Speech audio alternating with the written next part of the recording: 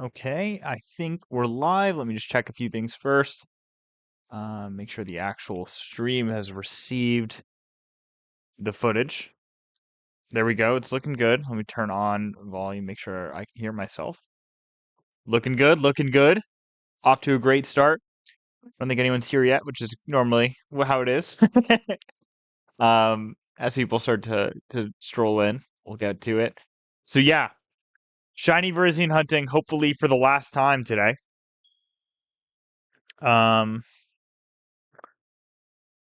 Who knows though? We've been getting pretty unlucky with this Pokemon, so we will see. We will see.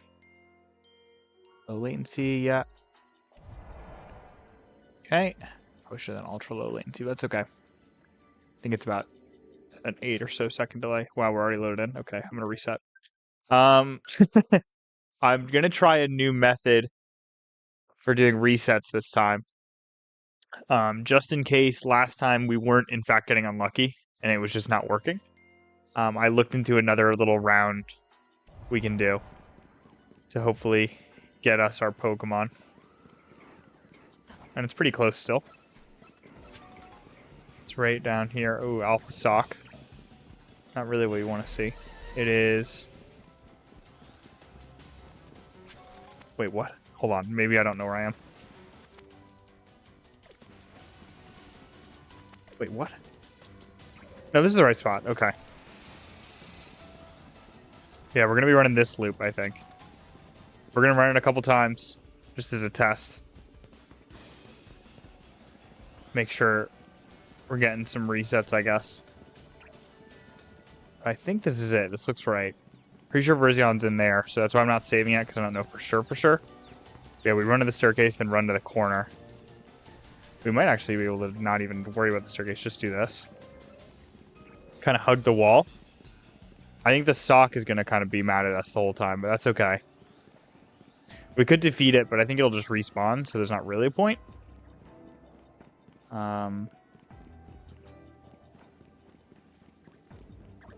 Yeah, hopefully this works. I also read online that we might need to see the Virizion before we start the resets, which I don't know how much I believe that. But we'll try it, I think, just to be safe.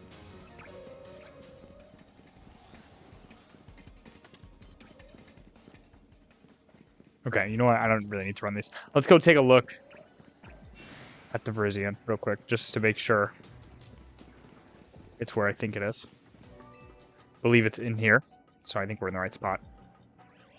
Look at all the sock and throw in there. Halucha up there.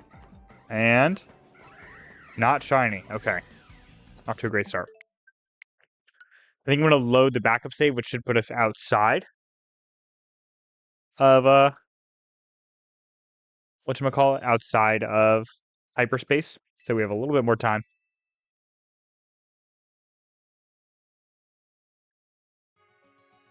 But yeah, I think I know what we're going to do. I think we got it this time. Hopefully, this one will be less difficult. And then that'll be our last legendary shiny hunt for this game. So it's pretty exciting. It's shining on 996. I hope so, dude. I really hope so. I'm getting real sick of this thing. Probably won't stream for ridiculously late tonight. I kind of want to play some other stuff with some of my friends. And I got to go to bed kind of early tonight. So... got a pretty big day tomorrow.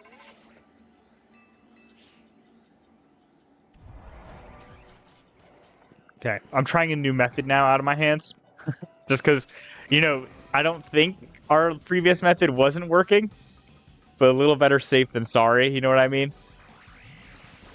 So this new method is kind of just first, see it first, just to make sure. Because I've read online that you kind of may need to do that. And then we run... loop starting right here.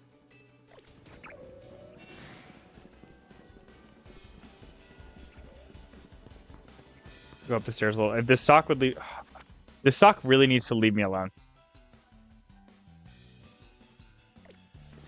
Because we can't reset if he doesn't leave us alone, so... Thanks, sock. Off to a great start. Yeah, I'm going to see the Virizion save, and then we're going to try to get a sockless start. I bet you one of those over there is shiny. Oh, it'd be cool if it's the alpha, but I think I saw it and it was not. Yeah, we're getting Virizion today. I'm just going to say it. Even if it's not, I don't know that for sure. We're getting it.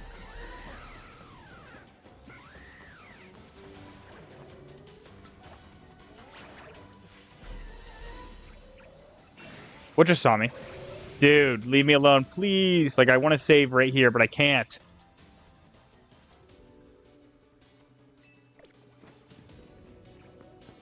Can you please leave me alone, Sock? This is insane. Look how much they're chasing me. I couldn't even save on the roof because of the Haluch over there. This sucks.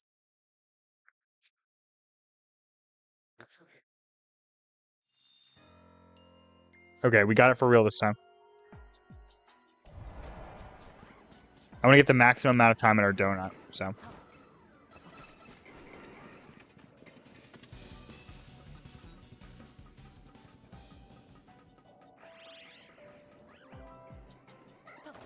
I think I've got an idea.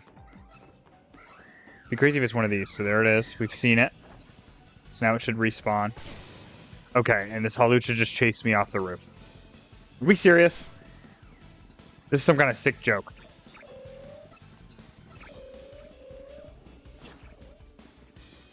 Can we leave me alone, please, please, please, please, please? Oh, I can save, I can save, I can save. Okay. There we go. The hunt has begun.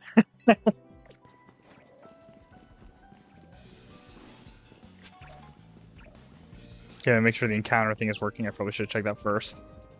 I just incremented. Let's see.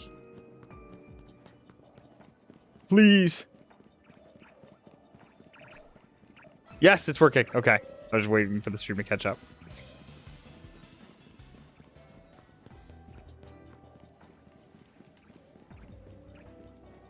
Oh, if we don't get it today, I'm going to be heartbroken. I'm so, like, this is such a nothing shiny, too. Like, it's all right, but, like, I don't, like, it's Virizion. You know what I mean? If you're still here out of my hands, who's your favorite Sword of Justice out of the three? It's kind of hard for me to choose because they're all kind of, like, bad. I think maybe Cobalion. Just because Steel Fighting is a cool type. I like Steel types a lot. Yeah. I used a Cobalion competitively at one point in Sword and Shield singles, and that was pretty fun. It was pretty good because he got some great max moves. So you Dynamax with him early on and use max Airstream because he learned the move Bounce, so he could use the Flying type max move and it would boost his speed. Then go for a couple max Knuckles. Then you're out of Dynamax, but you're super fast and have +2 to your attack, so you win. It was a fun strategy. It was cool because you don't really see Cobalion used most of the time anyway, so. It's cool to use Pokemon, most people don't.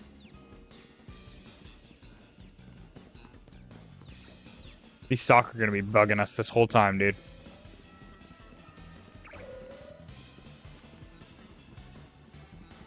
At least it's something interesting. I was looking at your Balloons profile last night out of my hands. I saw you got a Black Border Chimps and a Black Border Chimps mode a co-op badge. Who'd you co-op it with? Was it with Hoyd?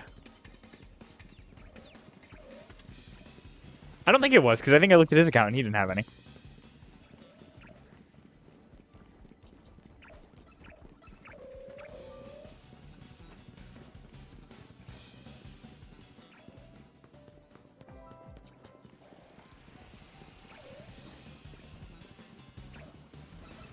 This is such a boring hunt. I kind of hate this one. The other two or the other 4, I guess, are way more fun because you can see it every time. So, like, you have something to pay attention to. This one is literally just run the loop and then check, which is, like, kind of mid. He didn't have the badge on his account.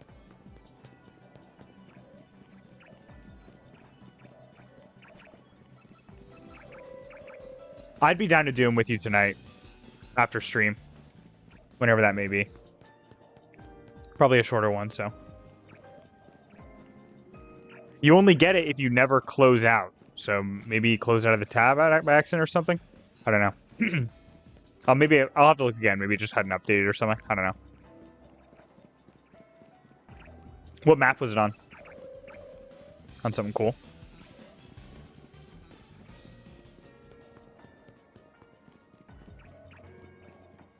And did you also do one solo? Because you had one for solo and then you had one for co-op. Or you had one that just said chimps and then one that was for co-op chimps. Curious if it like lets you double dip like that.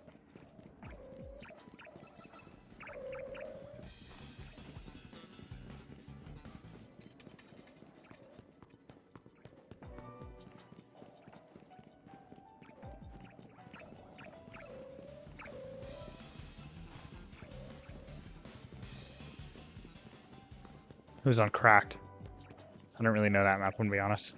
I've been working on In the Loop. Honestly, the chimps isn't even that hard, because once you find a working strategy for Impoppable, most of the time it works for chimps. The hardest part is getting 2 chimps, because it takes so long to do all the other modes. For those of you that are not aware, we're talking about Bloons Tower Defense 6. My current non-Pokemon video game obsession. So I've been playing a lot in my free time. Okay, we're going for a check. Let's see. Can we get lucky and get it real early? Let's find out.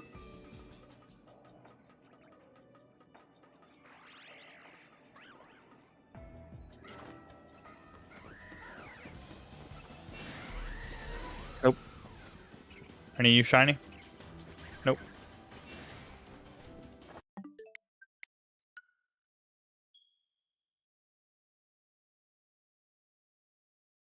First reset. How many encounters do we just do there? 24? Is that right?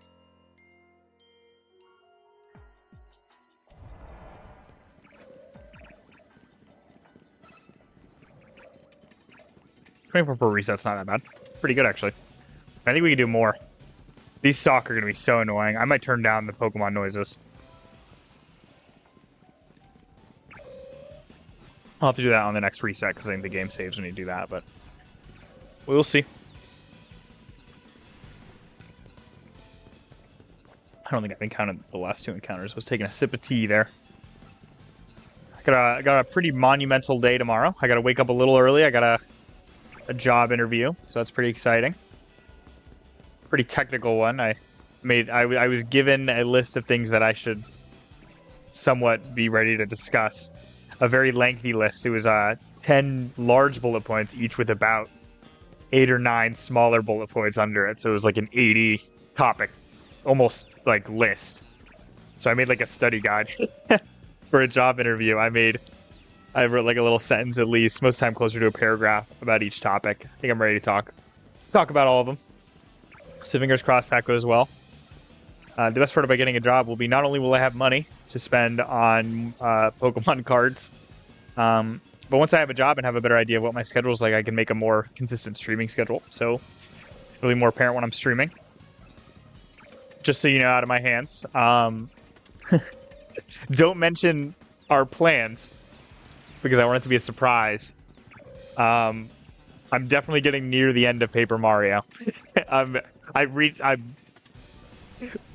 In a recent episode, we've discussed going to a location that very clearly feels like this is the final location. So we're getting there. I'm loving that game. That game, I think my issue with it in the past was early on, you have very, very few options for everything you do.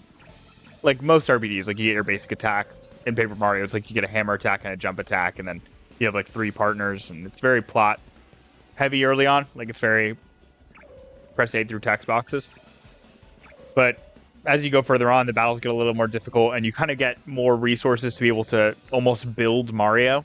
Like you get badges that you can equip. And I think I found a pretty overpowered one.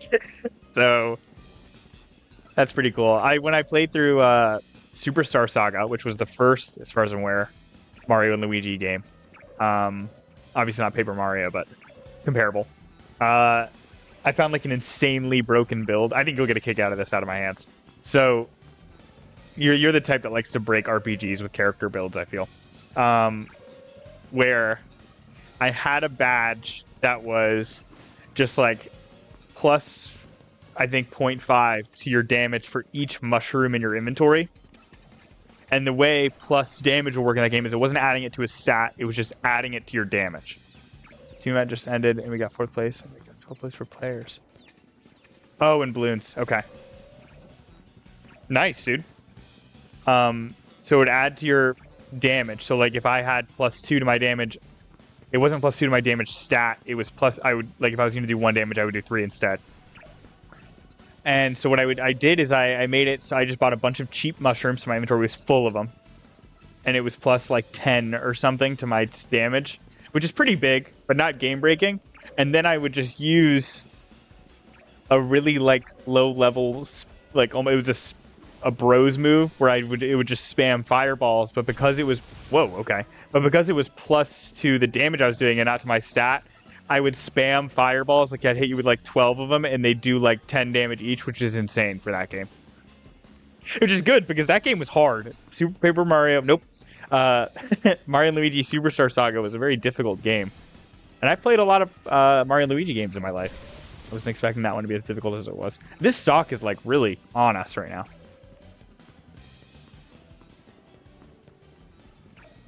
He knows close combat, which is a little bit of an issue. Yeah, I recommend the Mario and Luigi or Paper Mario games if you haven't played too many.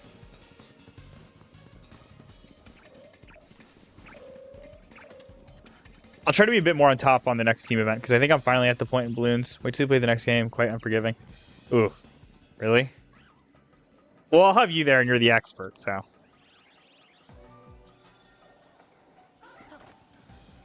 Fingers crossed it'll be a little easier. Not shiny. And are you shiny? I don't think I'm going... Like, I think vertically these guys are up too high for them to respawn.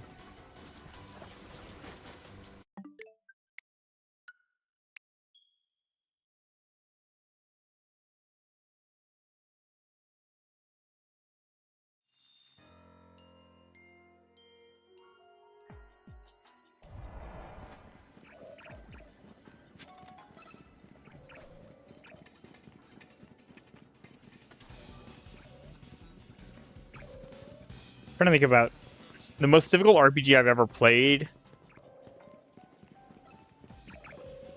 Realistically, might have been Mario and Luigi Superstar Saga, because that game is very, like, you can tell they didn't really know. I don't know. It's just hard to control a lot.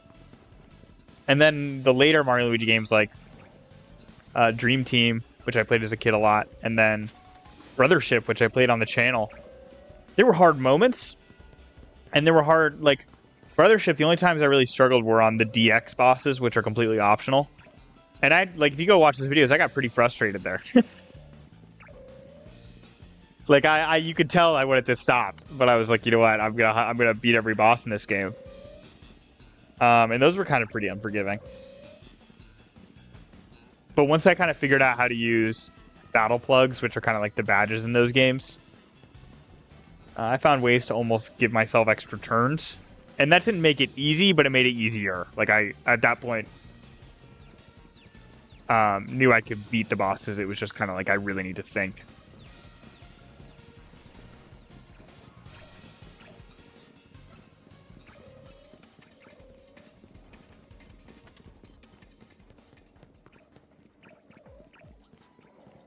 I haven't played, like, realistically, the only I don't play a whole lot of RPGs because I always kind of get my fill on Pokemon. I played Persona 5. That had hard moments all up until I, like, broke the game with a Persona that I've used. When I was a kid, it was much harder, but once I got older, I realized it's not that bad. Still difficult. Okay. Okay.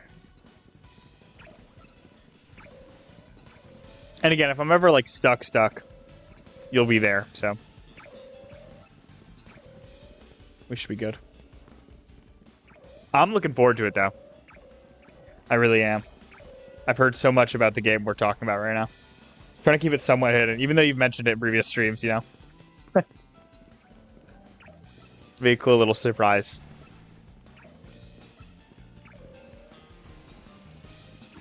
I'm excited, and this is a funny thing to say, but when I started watching JoJo's Bizarre Adventure, I had the same realization. The best part about consuming a new media type, whether or not type, but like a new piece of media, whether that be a game or a movie or an anime or show or anything, is all the new Pokemon nicknames you get from it. Like if I find a similar character, I can name it the Pokemon after it. So like I caught a Dialga in Pokemon Go pretty shortly after I finished part 3 of JoJo's Bizarre Adventure, so I named it Dio because like it frees time. Or I named it the World, excuse me, which is Dio's stand. Spoilers, but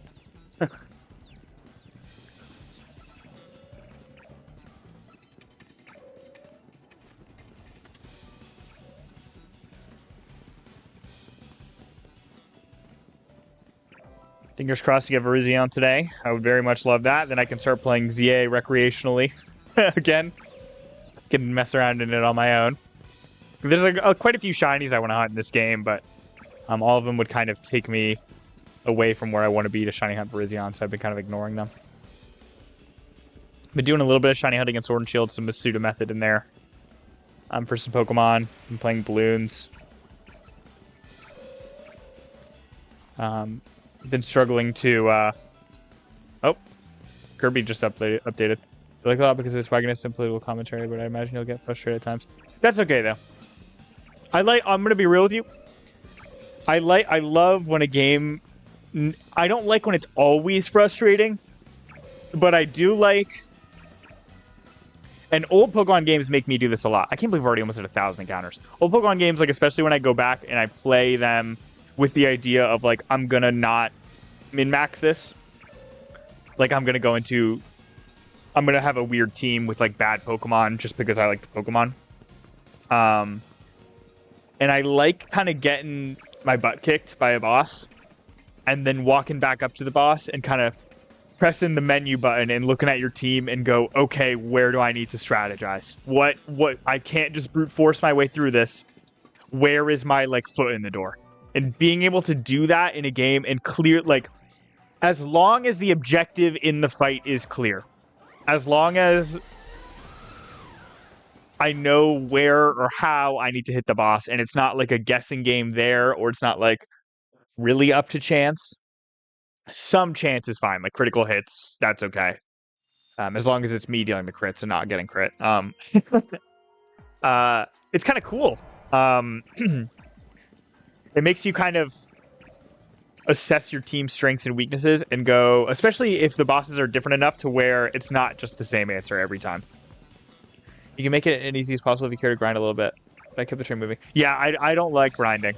I'd much rather go in with a lower level team and struggle than grind and have it be straightforward.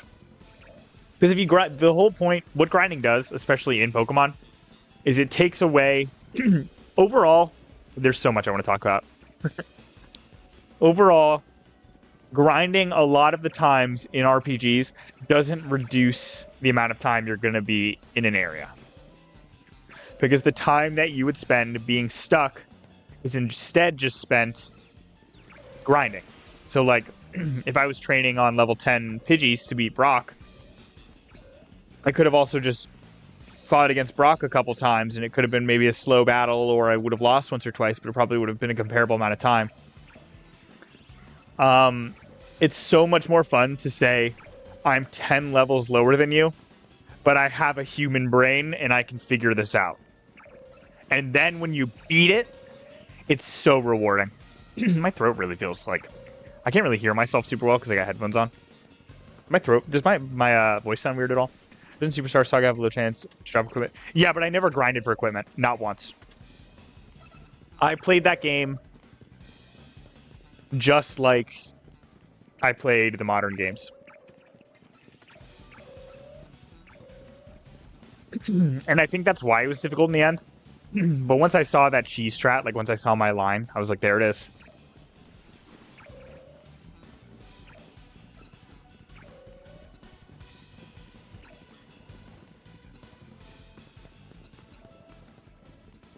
And I definitely think I was a cheese strat. Like, I don't think it was, like, intended to be that broken. But at that point, Brothership had already come out, and I was like, I want to play Brothership on the channel, so let's just get through this game. It was cool, though, because it was a GBA game. I got to play it on my, I almost said Arduino, my analog pocket that I bought. I still look that thing up quite often, actually. Most of the time play old Pokemon games. Pokemon Emerald, shout out. Best Pokemon game. Pokemon Pinball is cool too, and I've got the Analog Pocket dock, so I can play Pokemon Pinball on the TV, which is so awesome.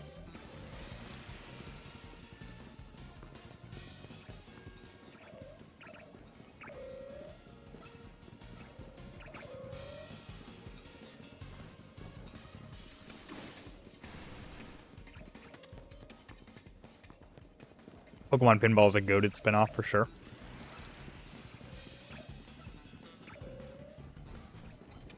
When they remaking that, bruh?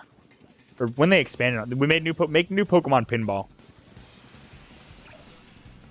That would be hype. Put shinies in it too. Add to the replay value.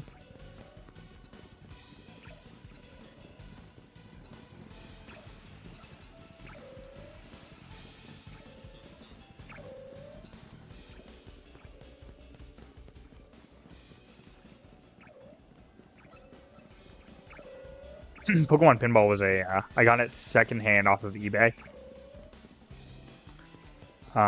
Came in great condition. Works, so that's really all that matters, but I know I could just, like, you know, play it through other means, but it's cool to have the actual cartridge. Especially because then I like, had just gotten a Game Boy Advance. I had a GBA SP for a while, but I got my actual GBA, like the typical purple one. The, like, when you think of a GBA, what you think of GBA, with my little worm light, and I was like, dude, I want to play some games on this, so I did a playthrough of Emerald then, of course, and played a lot of Pokemon Pinball too. There's another game I played. I'm trying to think what GBA games I have. I've got some weird ones. I was just digging around in my room the other day,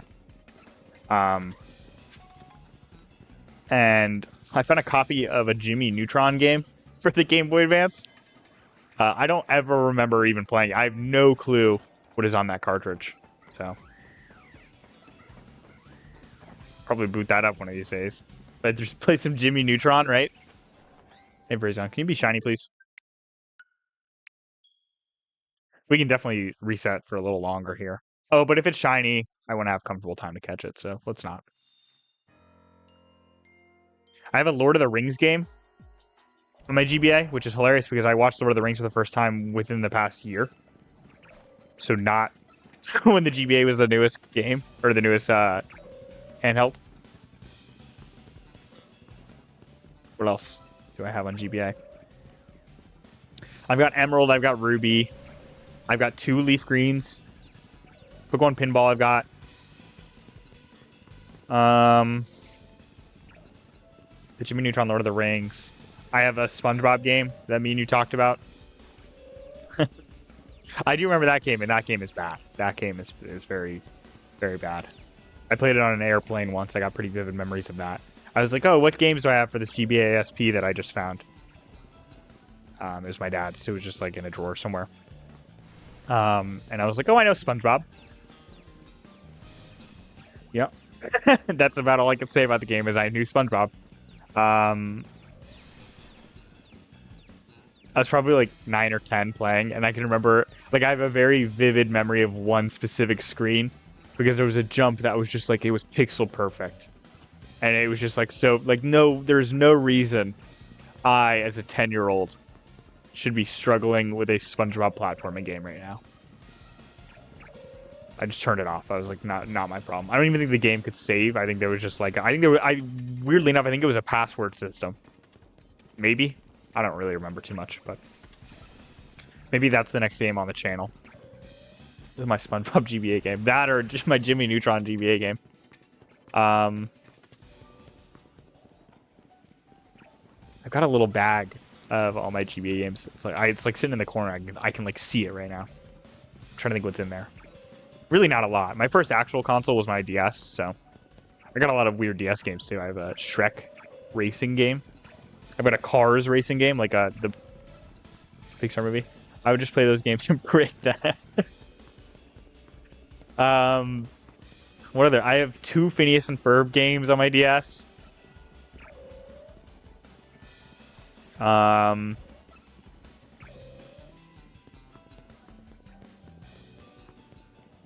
I when I completely just broke yourself by going out of bounds.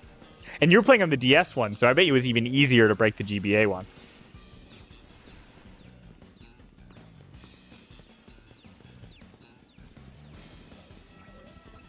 I've got this like Lego Kingdoms game on my DS, which actually I remember being pretty good. Like I remember playing it and being like, wow, this is pretty fleshed out. I also have Lego Star Wars The Complete Saga, the GOAT game, on both my DS, and I had it for the Wii as well. And I remember I played it on the DS basically nonstop, and then I got the Wii one, and I was like, wow, this one's just better. But there's a little bit of charm with the DS one, you know what I mean? Like, it's pretty clearly the same game, it's just like, a lot of stuff is toned back.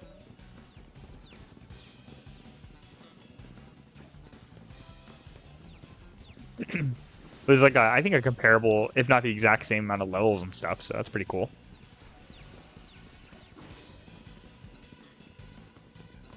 I hated the Shrek racing game, but I played a lot of the Cars one. I do remember that.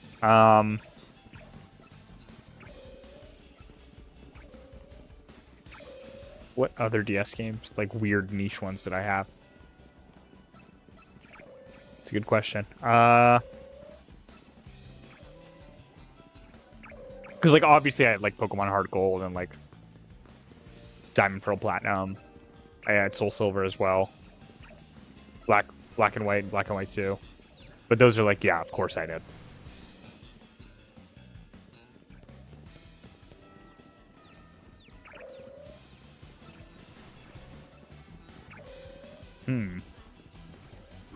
Not any that I really remember playing too much of, I guess.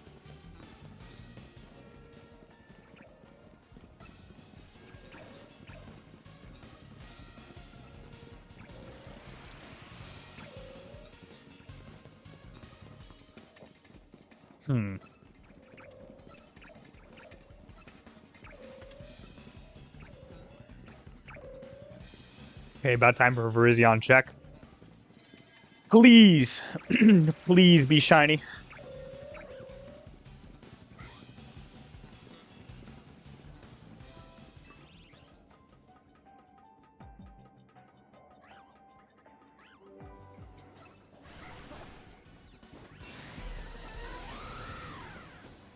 Nope. None of these Pansage are either. I think we've done about 100 now, so pretty good rates.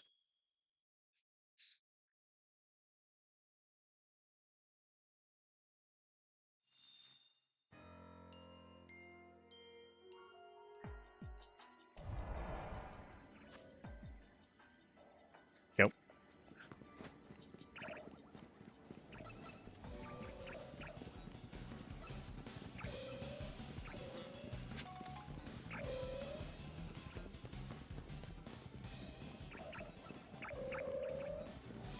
I think I had another Lego game, but I can't remember what it was. I had Lego Kingdoms, I had Lego Star Wars. It wasn't... I had Lego Batman on my Wii. Dude, the Lego Batman Wii game was hard. Like, I breezed through Lego Star Wars The Complete Saga as a kid. And I'm sure part of that is just, like, I knew Star Wars. But, like, some of the puzzles in the Lego Batman game on the Wii were hard, dude.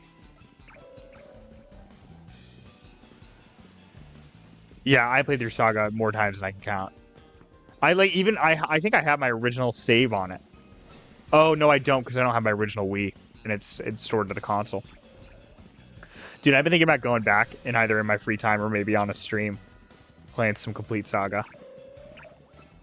Maybe you'd want to do it with me. It's got... Dude, Complete Saga's got great multiplayer. You know what I've actually been thinking about a lot? Oh, I'm so scatterbrained right now, but... I know it's got some downsides, but I still think I'd really like Skywalker Saga. I think I really would. I'm a big Star Wars fan, you know? Actually, I intended on pre-ordering the, like, collector's edition of Skywalker Saga, And then it was like the last day of pre-order, and I was like, wow, I don't have enough money for this. So I was just like, whatever. Because if you pre-order it, you got a cute little minifigure. But yeah, unfortunately, if I play it now, I won't have the Farm Boy Luke with blue milk minifigure. So I'm sure I can buy that online for some egregious amount of money.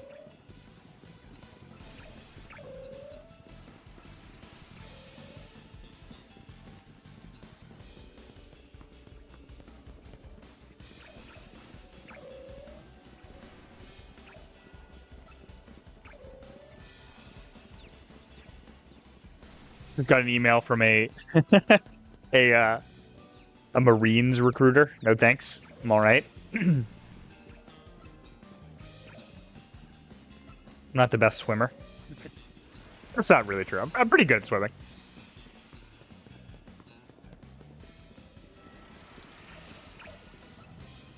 It took me a while to learn to swim now. It was just one of those, like, I never, not cared, but like I never put effort into it. And then one day I was just like, I'm going to swim. And that's really all it took. I just immediately was like, okay, pretty straightforward. Your body does a lot of the work for you.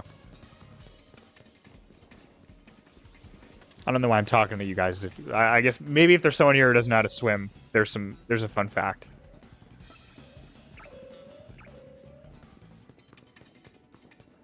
But yeah, what do you think out of my hands? Did you play Skywalker Saga? You think that's a worthwhile purchase? I'm sure it's not full price anymore. I'd probably get it on PlayStation. I bet you that's the best place to have it. I know there's a Switch version, but look, I love my Switch, but I know that it's a little less well-performing than the PlayStation I got. Still keep this around for first-party games, but most of the time, if it's on another console, I'll get it. Other than like I got the Plants vs Zombies remake on this because like that game probably runs the exact same on PlayStation because it's like a 20-year-old game basically or whatever. Skywalker Saga was good. I heard it's got a lot of content. Some people online said it's not as good as Complete Saga. I can't remember where I said that or where I read that, but some people said the issue with Skywalker Saga is it tries so hard to be different that it loses a lot of what made Complete Saga good. Like, I actually was just reading a Reddit thread. Nostalgigas is probably. I was actually just reading a Reddit thread, which I know is a great place to get unbiased information. But they were saying, like, for example, the Hoth missions on Complete Saga were like, you know, take down the AT-AT in your cool snowspeeder.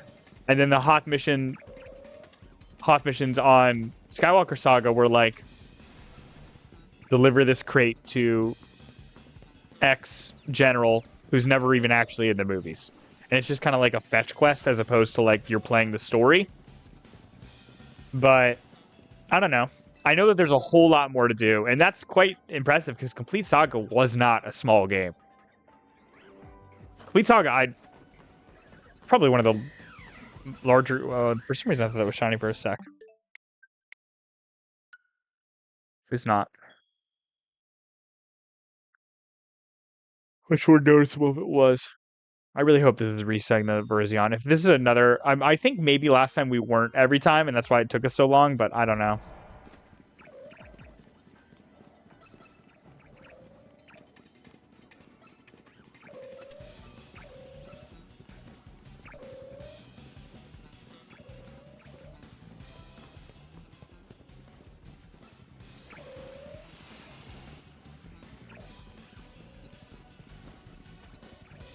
Man, if we're wasting more time and we're not actually resetting the Virizion right now, that's heartbreaking.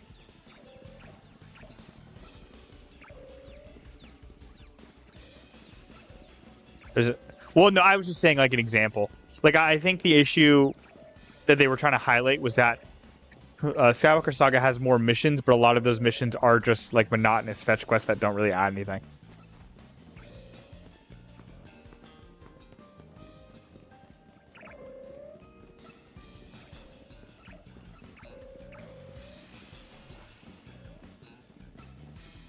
I don't know. I think if anything, I've seen the combat in it, and that looks pretty. Like R2D2 can throw hands in that game. That's what I like to see. Yeah. I know what you mean. Like, yeah.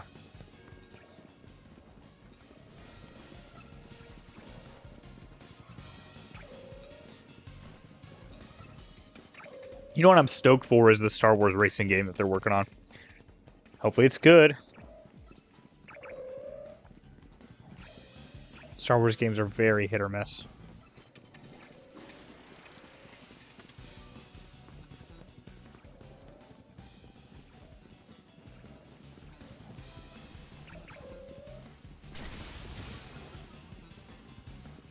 Dude, you're talking about this like you got stock in this. You must have really liked this game.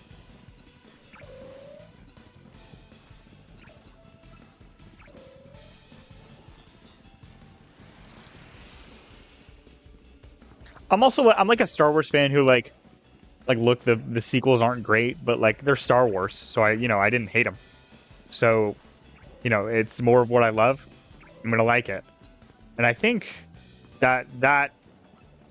I think Skywalker Saga is kind of made for me then, because I know it has everything in it. But like, I'm not gonna not play a third of the game because I don't like the sequels. You know what I mean? I'm sure there are people who did, which is like embarrassing. Oh, really? Because that's what I want. That's most what I want in a game. I want to explore the Star Wars universe. I want to hang out with Max Rebo. You know who Max Rebo is out of my hands? Look him up. He's a little musician. He's a little blue elephant musician guy. He plays like a keyboard. He's awesome.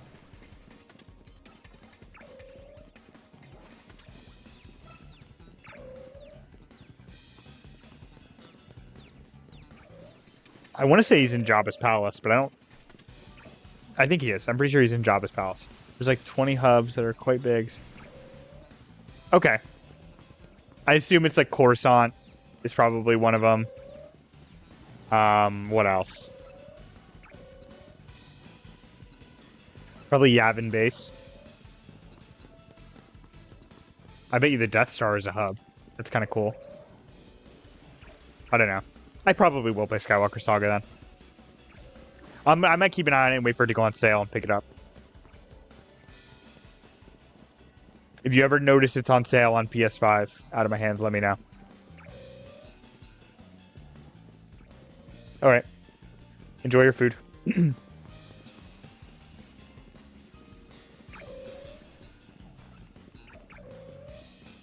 Back to just me and these sock.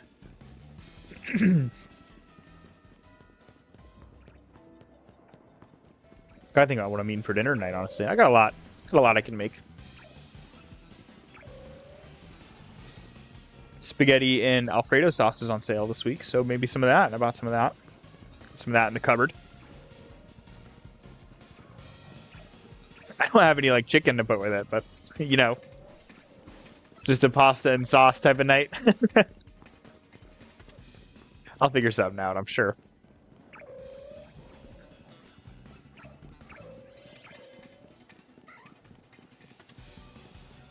Nilla wafers were also on sale, so love those. Got a couple boxes.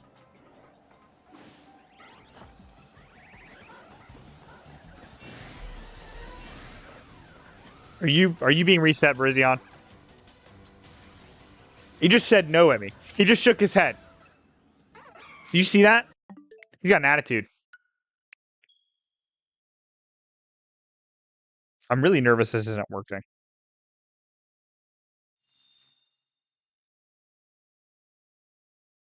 I might look it up again. How to shiny hunt? Virizion. Is he yay? Just because it would be a shame if we're wasting our time.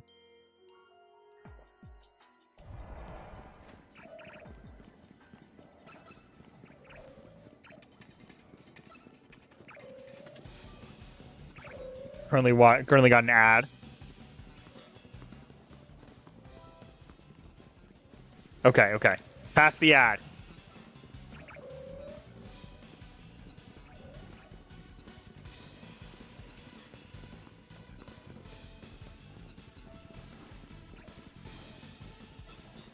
Oh, we're at 1,000. We're at 1,000 encounters. Oh, that sucks.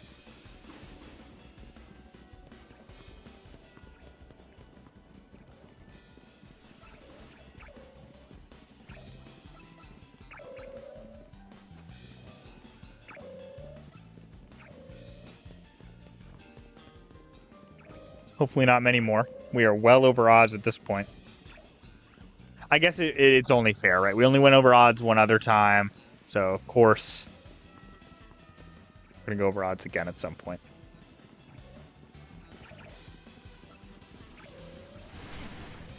Ouch.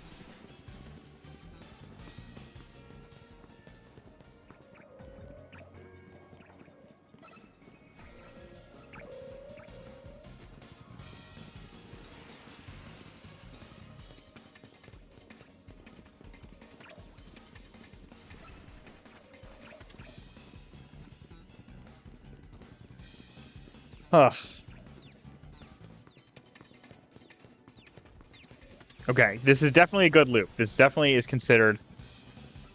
I think we did a couple encounters. Let's count 3 there. This definitely is... I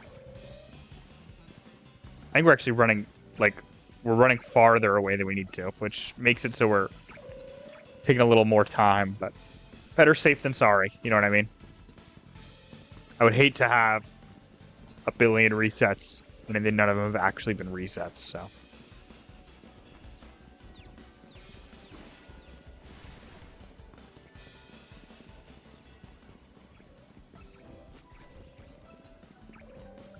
Fingers crossed we get it today.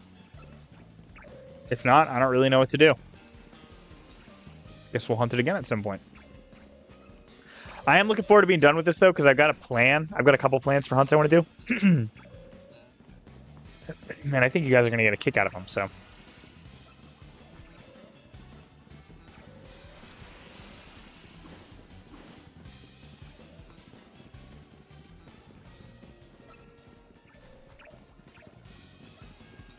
we will see.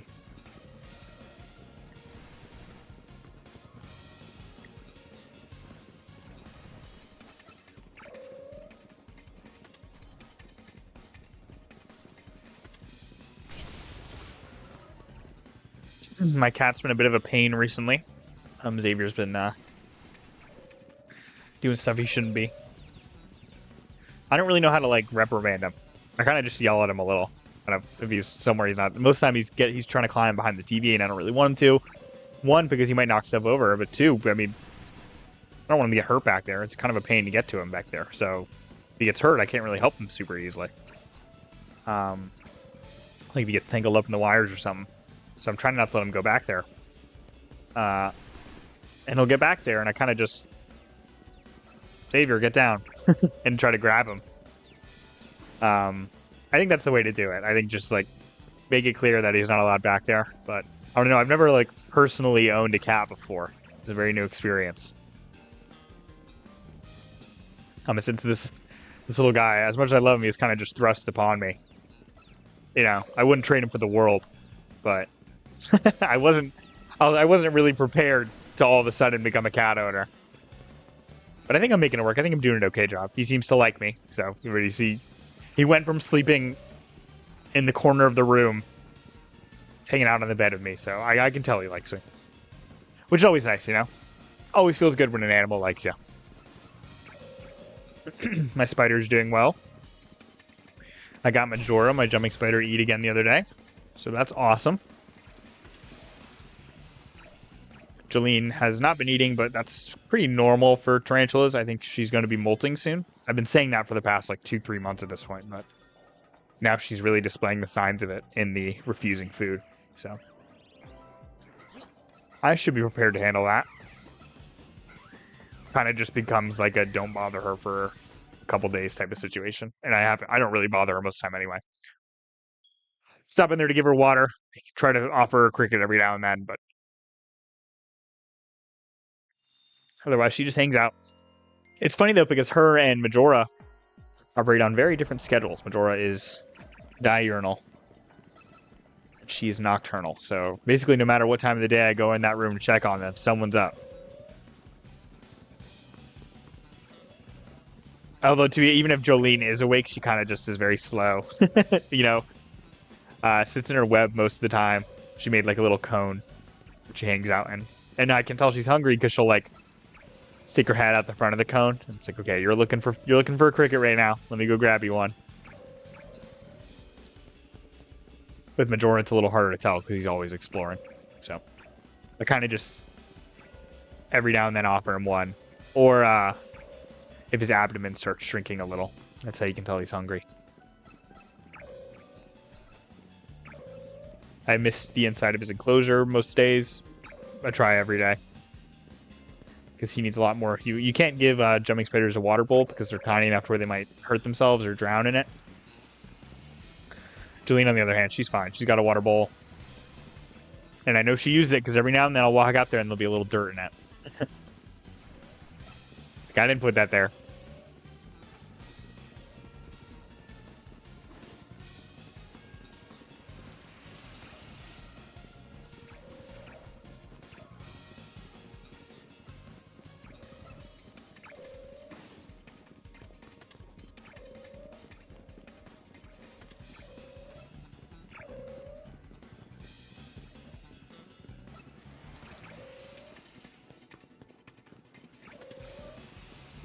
Ugh. These encounters are definitely a little slower than our previous loop, I think, but we're still good. And now I pretty know for sure that this is working. You know, I'm looking forward to, I think the 29th, which at the time of streaming this is in 2 days. Ranked mode resets for this game. I will drop back down to Z tier. I'll have to work my way up. Always fun to do that. It's cool because you can use some weird Pokemon. Like this past time, I used a. I can't remember what I used Terrakion. That's right. I used our shiny Terrakion we actually hunted here. And he kind of cooked. Sacred Sword in this game boosts his attack by a stage, so you don't even need to use Swords Dance or anything. And he just kind of cleaves through all the steel types. And even fairy types, he's got Heavy Slam. So, or it might be Iron Head. He's got a steel move. I think the moveset I run on him is I want to say I know it's Sacred Sword, Earthquake. Stone Edge, I think, is another one. And then I think Heavy Slam or Iron Head, whichever one he gets. I think it's Heavy Slam, but it'd be cool to use Cobalion and Virizion. And I think I'm going to try to build Latios, because those Pokemon are cool. And we've got shinies of them, so. Pokemon Days in about a month. That's really exciting. Hopefully some new events for this game, and then hopefully Gen 10 news. Hopefully Pokemon Champions. That'd be pretty cool to get announced. I'm trying to build my shiny collection. I just pressed spacebar. I hope that doesn't break anything for my shiny counter. I don't think it should. I'm trying to build my shiny collection because with Pokemon Champions, since it just reads your home data, all the Pokemon that are shiny that I have in home, my living decks, I think all of a sudden will be like I won't have to take them out to use them in battles, which means like I've got a bunch of shinies in there that it's like, okay, it'd be cool to use you, but you're a spot in a checklist right now.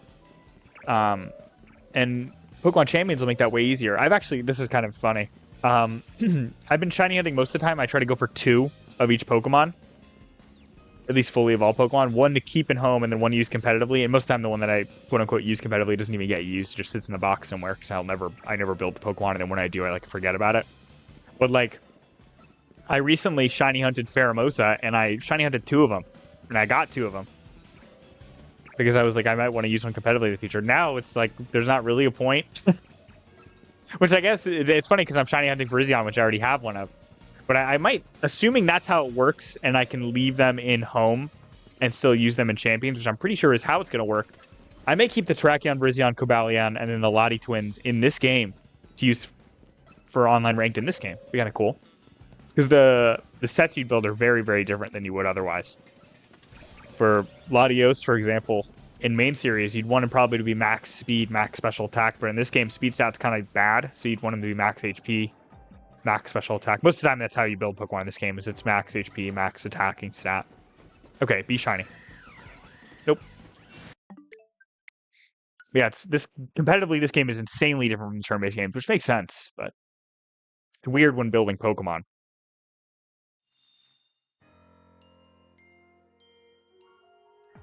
Like, trying to think about Pokemon that I built a Garchomp for this game. Shiny Garchomp. I caught her in a love ball. Her name is Cynthia. Pretty fitting. The love ball is perfect because it matches the hot pink that Mega Garchomp becomes. But yeah, it was weird building that because most of the time with Garchomp you want some decent you want most of the time I think max speed because Garchomp is a really useful speed tier, so you want to kind of maximize your use of that. And in this game, speed is such a useless stat that again it's max HP, max attack on that Garchomp. So very odd, but you know it's cool. I like when Pokemon makes me play different. It is a little unfortunate because some more defensive Pokemon are worse. Like, love Mega Sableye, but there's not a great reason to use him online. Oh well. Might try anyway. Just see what I can do.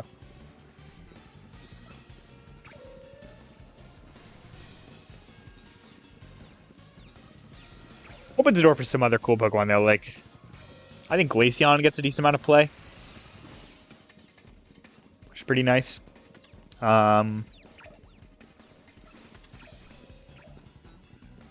can use mythicals. I think sometimes just really cool. I think you can right now.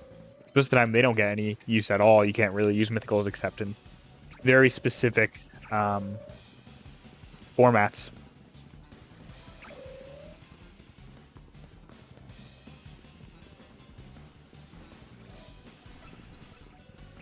Yeah, I'm excited for Pokemon Champions to come out because then I don't know, you'll be able to make your own rule sets pretty easily and battle with people online. I'm stoked for Pokemon Champions, honestly. At first I was iffy on it because I was like, okay, but that's kind of detracting from what's in the main series. But then I kind of thought about the fact that all the Pokemon that I have in Pokemon Home, all of a sudden, kind of have a newer use. And that's pretty exciting. Like, my shiny whatever in there, I could have sworn I just saw something in my window and it just really freaked me out. But I kind of keep an eye on that. Probably just like a shadow of me moving, but that... Oh, okay. If all of a sudden stream ends and you guys never hear from me again, that's what that was. It probably was nothing. What was I talking about? Oh, like all the shinies I have. Like I've got what? Probably close to 500-600 shinies in home that just sit there.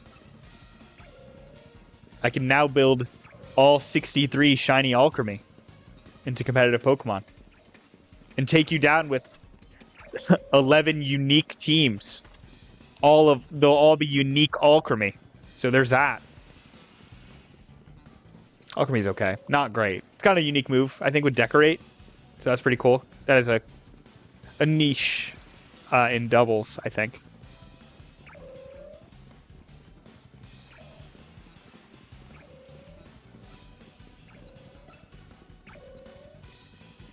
Otherwise, it's kind of just every other fairy Pokemon. What other shinies am I looking forward to using in Champions? I'm trying to think about what my home has. I've got so many shinies in home that it's hard to keep track. Trying to think of rare shinies that I've got that I could use. I mean, just the shiny Ultra Beast that I have. I've got quite a few of those in home. Those will be kind of cool to use. Ultra Beasts are pretty cool. Beast Boost is a really useful ability, especially on Pokemon that help or benefit from the snowball effect that it gives, like Kartana. And then some of the Ultra Beasts are just insanely good. Like trying to think of a good example. Nihilego's pretty good. I think. I don't know. I haven't really used it. Oh, Celesteela. I don't like the playstyle Celesteela makes you play, but I know that Pokemon's pretty good. I actually don't have a shiny of that. I should probably think about that, you know? What shiny should I hunt that might be useful when Champions come out? Might be my next big focus. Okay. Virizion check.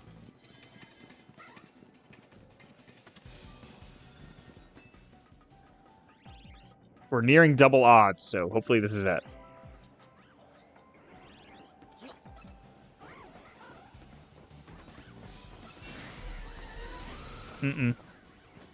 Not shiny. What about you, Simi Sage? You got anything to say? Nope. You did not like me. Whatever.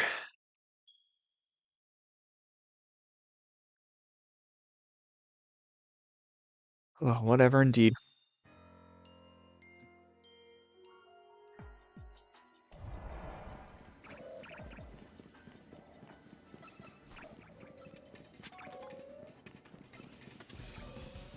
What other big Pokemon products am I looking forward to? Obviously, Gen 10, Pokemon Champions is exciting. Hopefully they announce a new Pokemon Ranger, a new Pokemon Pinball. That's what I really want. Oh, and you know what I really want that I've kind of lost hope of is put the old games on Virtual Console on Switch, dude. I want to play... Oh, if I could play the DS games... If I could play Pokemon Black and White on my TV, I don't think I'd ever get up from my couch. Like, I can already play Emerald and then Ruby and Leaf Green on my TV because I've got my Analog Pocket and I've got those games on cartridge. But I think I'd still play them on Switch, especially if it's direct home connectivity. Because, like, look, dude, it's cool that I can send those Pokemon up, but it's kind of a pain. If I wanted to transfer up my Pokemon from Pokemon Emerald, I've got to get out my DS Lite, which is, like, the hinge is broken on the screen, so I've got to, like, hold the screen at a certain angle. And transfer them up through the PAL Park to Gen 4. And then from the PAL Park, I have to transfer them up through the Pokemon Transport Lab or whatever to Black and White. And then from there, I can go to Poke Transporter, which is this whole other ordeal. And then from Poke Transporter, I can go from Pokemon to Pokemon Bank. And then from Bank, I can go to home. And then I'm caught up. But that's like 4 big jumps. And I need at least, to do that, a DS Lite, a 3DS, which I guess isn't actually that much. Oh, but no, I need two DSs, I guess. But I guess a 3DS counts for one, because for Poke Transporter, you need 2 DS systems, but I think a 3DS works. So I guess that handles that. I don't know. It's a pain. If I can play Emerald and have it directly interconnect with home, especially if I can play Emerald and have it directly connect with, like, Pokemon Coliseum or XD Gale of Darkness on the Switch, there you go. Like, that is how I would play it. I don't know. High hopes. I'm sure they'll say, hey, we're working on Gen 10, and here's Pokemon Rumble Mobile again. Hope you're excited. It's like, I mean, I'll play it probably. I'll play it for like an hour. We're updating. But what's the one? The cafe one, Pokemon Cafe Remix or whatever. We're updating that. It's like, okay, I played that for probably a total of 30 minutes.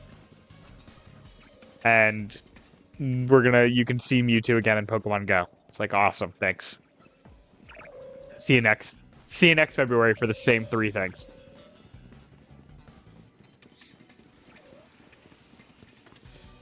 What did they even announce in the last one? Was ZA wasn't announced the last one, but I think it was shown off a bit, so that's pretty exciting. Maybe we'll see. I hope we'll see this Gen 10 starters. That would be high hopes. So I think they announced Gen 10 and showed the starters at the same time. Either that or the legendaries. I don't think they just say we're working on Gen 10 and don't show us a Pokemon. Oh, but did they do that for Scarlet Violet? I can't remember. I don't think so. I think they said we're working on Scarlet Violet. Here's Sprigatito, Fuecoco, Quaxley. So.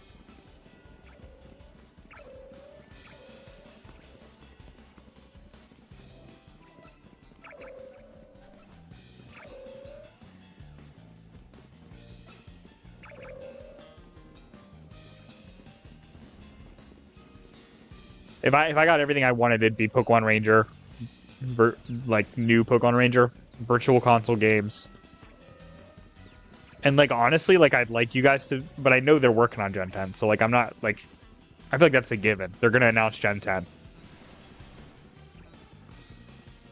so.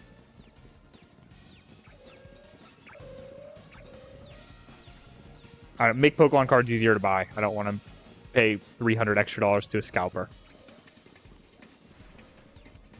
Although I don't think that's really in their control super much. Like a little bit, but still.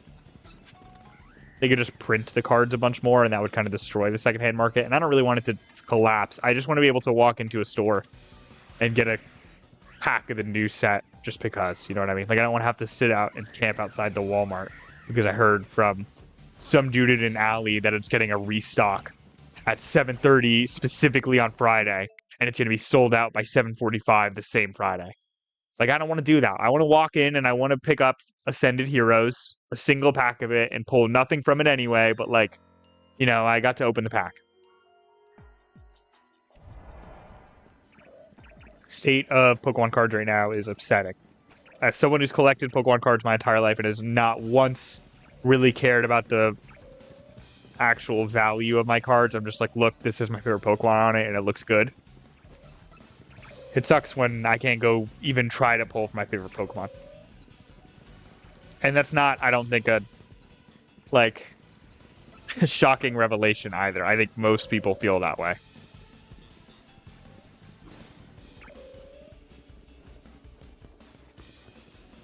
Whatever. Hopefully they'll get their hands on it. Get the, I don't know. What's the term? Get control of it. I guess that works. Been streaming about an hour. Most of the time, these shiny hunts take us around 2. So I think they're announcing Gen 10 at Pokemon Day. That's going to happen. Because right now, think about it. All that they have lined up for this year right now out of my hands is Pokemon Champions at some point, probably early summer. After Pokemon Champions, there is nothing. They don't have a single thing on the agenda. Which leaves the November 15th area, when they normally release Pokemon games, wide open. It's been 3 years since Scarlet and Violet. ZA is done. They've, like, stopped adding new stuff to ZA. We've gotten the DLC. They haven't said there's going to be another, so I don't think there's going to be another. I also think the fact that we got ZA's DLC so quick after they released it shows that they're like, okay, look, we're excited to release this game and give you guys this game, but we do kind of need to move out of the way quickly for something big, and I think that big thing is Gen 10. And look, I play Scarlet Violet pretty frequently. I am ready to move on. Just make sure Cyclizar is in the game, and I'll be happy to move. I'm going to miss my cool Maridon motorcycle, but hopefully they cook with Gen 10. Hopefully the frame rate is not a single digit sometimes. You know what's crazy to say is I've never actually worried about the Pokemon designs, because I think there are some generations that have better Pokemon designs than the other, but even when than others. But even when the games look bad, like Scarlet and Violet, the mountains look horrible, but, like, Cyclizar is an awesome design. Annihilape is cool. Tatsugiri and Dondozo have one of the most unique battle interactions they've ever made. Like, they never don't hook with the actual Pokemon.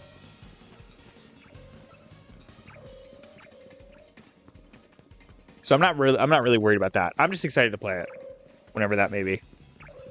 And especially if it's, and I know it will be, knock on wood, exclusive to Switch 2.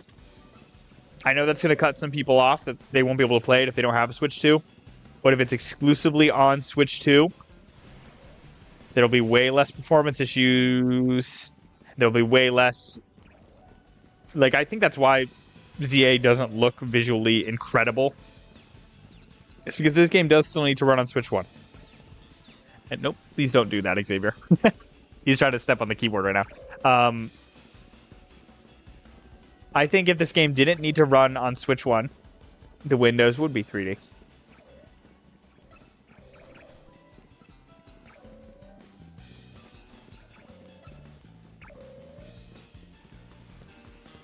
And I'm glad Switch 1 owners got to play.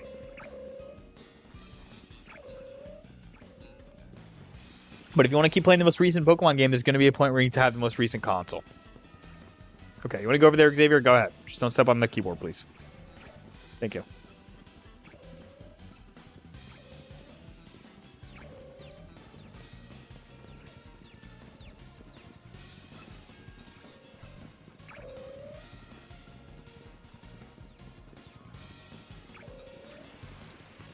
probably do a quick shiny check in a sec. Okay, Xavier, really? He's like sitting on my lap now. Hey, buddy, can you not, please? It's okay if you're there, just maybe not on the microphone wire. I'm 90% sure they'll make it exclusive to Switch 2. Yeah, it only seems correct for them to use. So, but here's my only worry out of my hands. I'm pretty sure. Not shiny. The 3DS was out for like a year, and then Black and White 2 came out, and that was still playable on the DS. And then the Switch was out for a while, and they were like Ultra Sun, Ultra Moon, 3DS. So I'm just worried that they're like, look, I'm all for allowing people to play these games that maybe don't have the most recent console. But there is a point where it's like, you gotta, if you want to play, you gotta upgrade. And I think we're at that point. I think ZA was the buffer. They were like, okay, you know, it's the next gen, but if you want to, if you still have the old gen, you can play it. It'll be a little worse. But I think the next one they just need to be like, sorry. I'd say I'm 90% sure it'll be Switch 2 exclusive, but you know, there's that 10% there, and that 10% isn't nothing. I will be upset if it's on both. I'll play it, but I know it's gonna that will have an impact on the gameplay experience, whether that be textures or I don't think it'll be performance. I think this is ZA is a clear sign of that. Like, this game does run worse on Switch 1, but not like horrible, and it runs perfectly on Switch 2. So that I don't think that's going to take the hit. It would just be textures.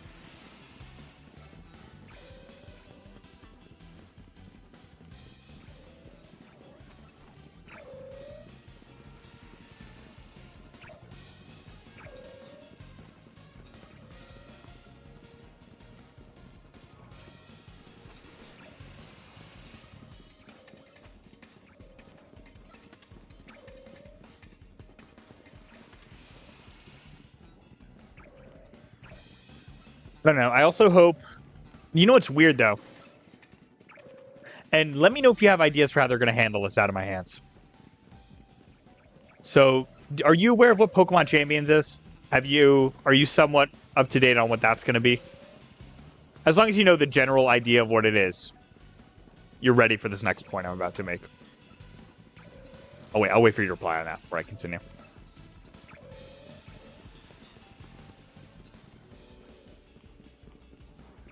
Okay.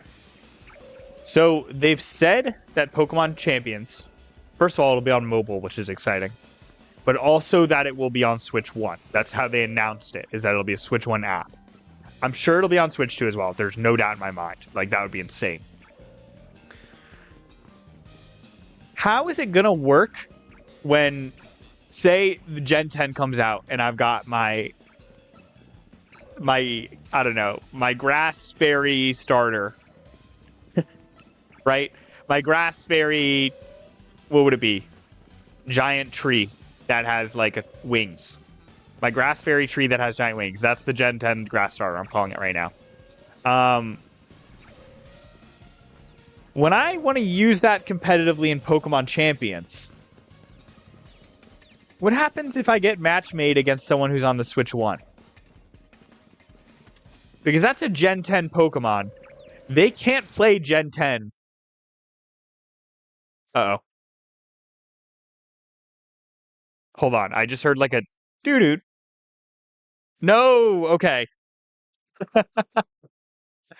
I think my cat just stepped on the wire. Hold on. I gotta re-plug in my capture card. I apologize. Oh, it's making the disconnect noise over and over for me. I think my capture card's like dying. Okay, it just made the reconnect noise. Hopefully it reconnects. One moment, please. Please reconnect. Please reconnect.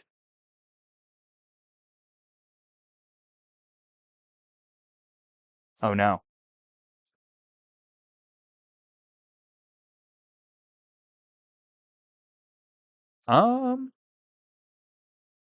It says one moment, please.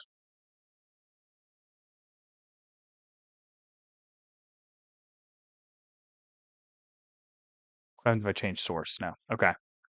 Well, awesome. My capture card is definitely dying on me because I don't even think my cat was anywhere near that wire. We're gonna. What should I do? Hmm.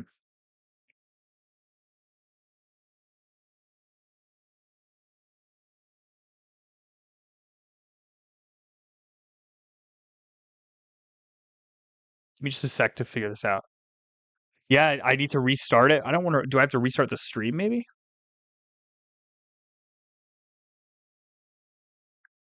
Ugh.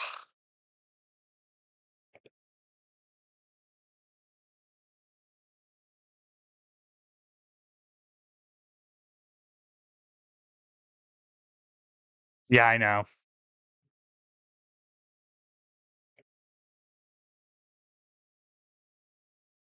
Elgato server is always buggy. I know. I'm. Trust me. I'm aware. Um. What if I? We're gonna try this.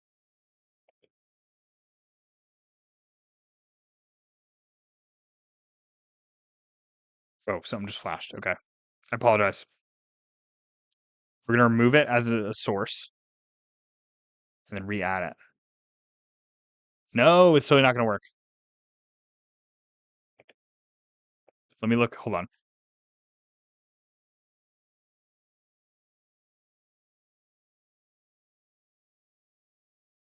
Hmm. Um.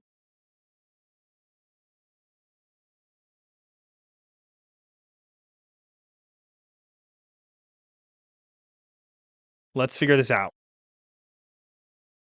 Is there like a pause stream?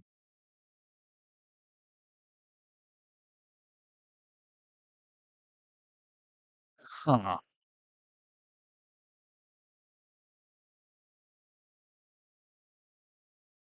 Let's figure. We're gonna figure this out together, I guess. Um. This is great. Thank you, Elgato Software, for always being the least optimal thing. Hello, viewers who are just now tuning in. We're having some slight technical difficulties with my streaming software. I apologize. Um. Let's figure this out real fast. No device. One moment, please. Cool. Cool, cool, cool. Um,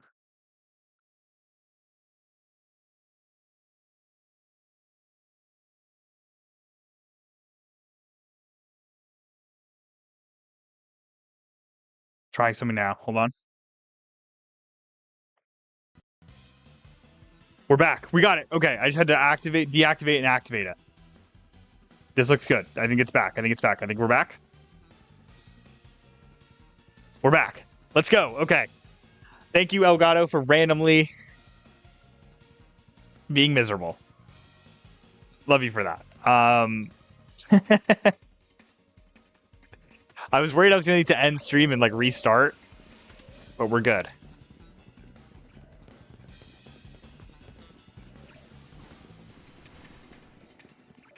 Perfect. Okay. What was I saying? Yeah, so about the Gen 10 thing. What do I do when are you not going to be able to fight Switch 1 players if you have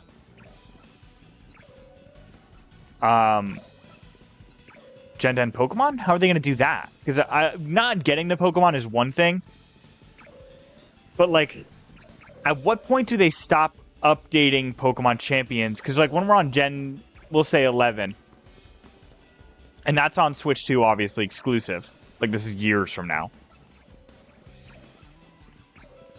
How do they like eventually cut off champions from the Switch 1? Are they just like one day they're like it doesn't work anymore?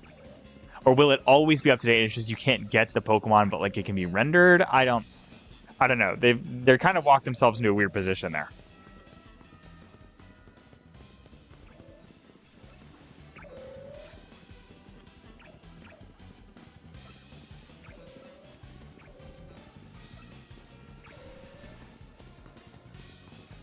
We're gonna do a quick shiny check in a sec, and then I'm gonna Go use the bathroom real quick. Hopefully the stream doesn't error out again. I wonder why it's doing that. I don't think it's ever done that before. I think my capture card's old. Decent chance it's just dying right now. Which is a pain because those are not cheap. At least they weren't when I bought this one, so maybe they are now. Not shiny. Okay, I will be right back. Let me go use the bathroom real quick.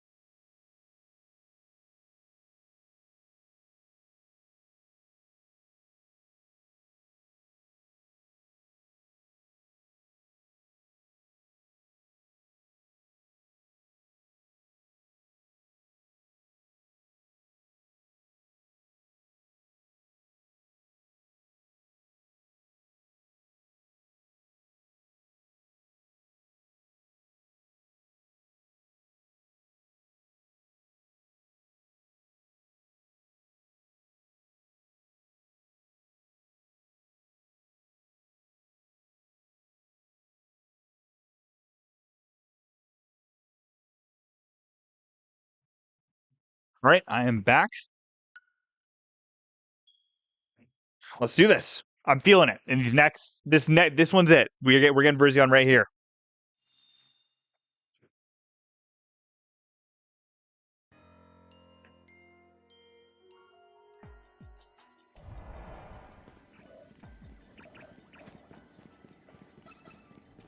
Oh, my mic. I apologize. Out of my hands. You know the general area in which I live. Don't say anything about it, but you know the general area. Tomorrow, on Wednesday nights, I go out at 6 p.m. for Pokemon Go raid hour. Most of the time, don't actually get any raids done because it's a pain to find people to raid with locally. I might try to make a campfire meetup at some point to kind of show people where I'm going to be, so they join me for the raids. But on my way home, normally I pick up something to eat. It's like my little ritual. I go for raid hour and then go grab something to eat on the way home. Where should I go? You could choose, as long as it's not some ridiculous place or a place I had recently. I'm trying to. What did I have recently? Not really. I don't really eat out a lot anymore. Oh, I had that Chinese food that night we hung out. Big fan of Chinese food. Sweet and sour chicken on top. Szechuan beef's also pretty good. So as long as it's not Chinese food. Even if it is, maybe I'll just get something different. Lo mein. Lo mein is a peak food. Peak Chinese food. Peak food in general, but...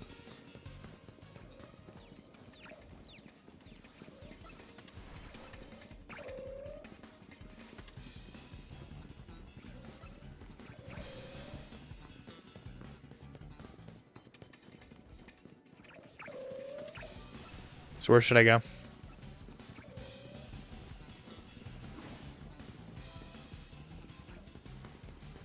What's your recommendation? I did Chipotle last Wednesday, so I don't really want to do that again. Although I don't think you're going to recommend that anyway. Are you kidding me? Are you kidding me?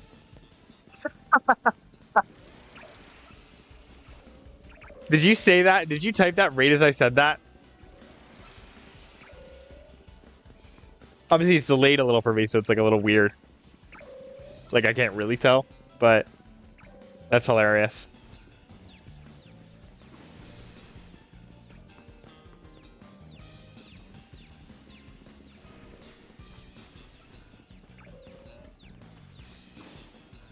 Yeah, I can only have Chipotle so many days. I've had it somewhat recently, a couple times, so I'm Chipotle'd out.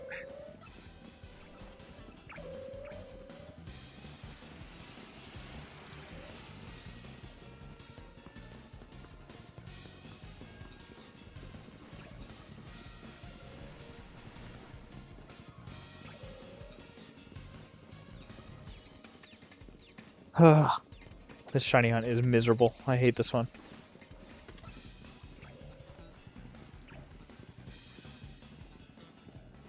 Yeah, you know what? That's a good call. I was just thinking about Souvlaki fast. Actually, when I got Chinese food, I was like, oh, I bet you there's some good Greek spots around here. And I saw it, and I was like, oh, nice.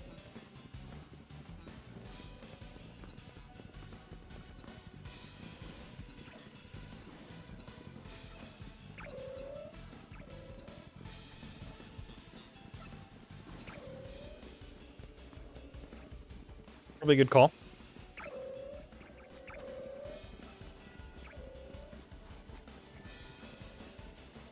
Been a while since I've had a Euro as well. Very good.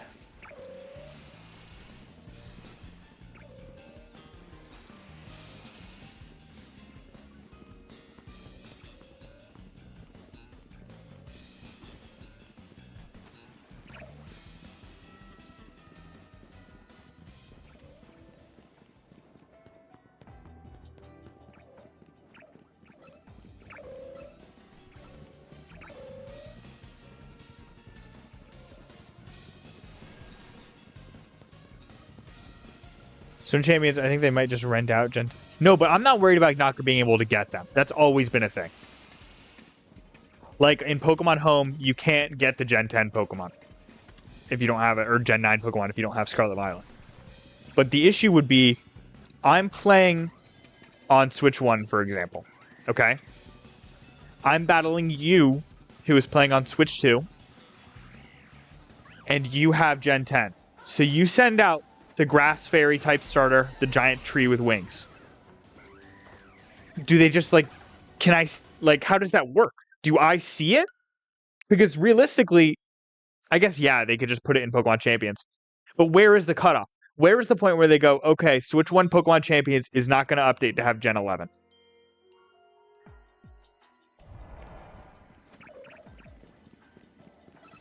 I think they might just do like different, almost different formats. Like if you're playing, and like it'll be the regular ranked mode. Yes, I'm saying the person on Switch 1 probably can just rent that mon out. No, but I'm not. It doesn't matter. That's not what I'm. Does it render? Can I not battle you because I'm using a Pokemon that's not on your game? Not can you get it? That doesn't matter. Being able to get the Pokemon is completely irrelevant. Because, like, if I only had Scarlet and I wanted to play competitively, I couldn't get an Iron Hands unless I also had Violet. Getting the Pokemon has never been the issue. It's the same through all platforms. Right, but where do they cut it off? Where do they say, now we're not updating it on Switch 1 anymore?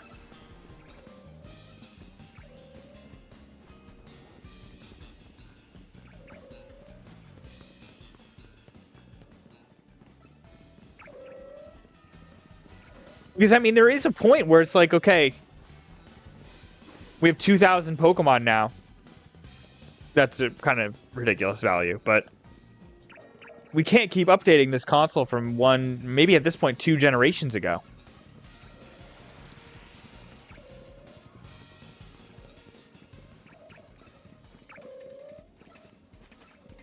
I almost think the game goes, if you're playing on Switch 2, you can't play Switch 1 players. If you're using those, not always, but only if you're using those Pokemon. Whenever they want champions, we'll have stuff you have to pay money for. It says free to start. Yeah, but I get the feeling it's like either some battle pass or I don't know. I'm not super worried about that, honestly. I get the feeling it'll be like cosmetics.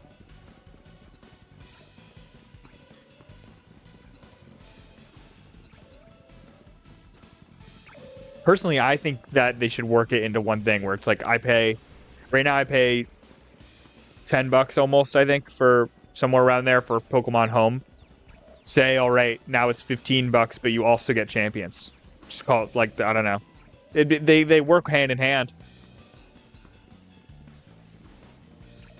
I think it'll be a subscription-based thing. I don't think it'll, like, I think you'll still be able to battle your friends. I think you'll still be able to do ranked mode. It'll probably just limit, like, the amount you're able to edit your Pokemon or cosmetics. And I'm hoping it's just cosmetics. Because, like, look, at the end of the day, I'm not going to pay $10 so I can dress up like, I don't know, so I can dress up like Lance. Like, I wouldn't care if that's it. But if it's I need to pay $10 to be able to edit the EVs and IVs of my Pokemon, that's a little not cool.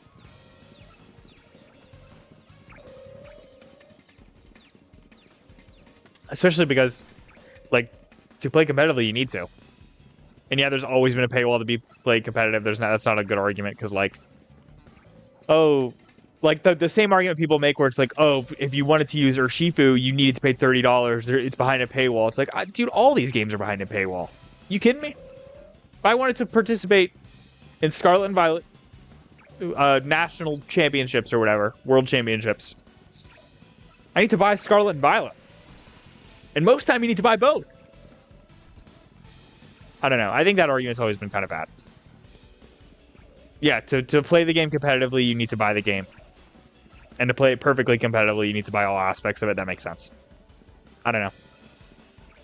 I really hope it's just... I don't know why I went off on that tangent. I really hope it's just cosmetics that are viable in champions. I think it'll be a battle pass system. Which I'm not super stoked for, but whatever. Not the biggest fan of battle passes. Being able to play it on mobile does give it points, though. That gets a lot of points. I'll play it on my Switch at home, and if I have a mountain, I don't know, waiting in line somewhere, I'll do a couple ranked matches. I'll get mad at crits in this Chipotle lobby.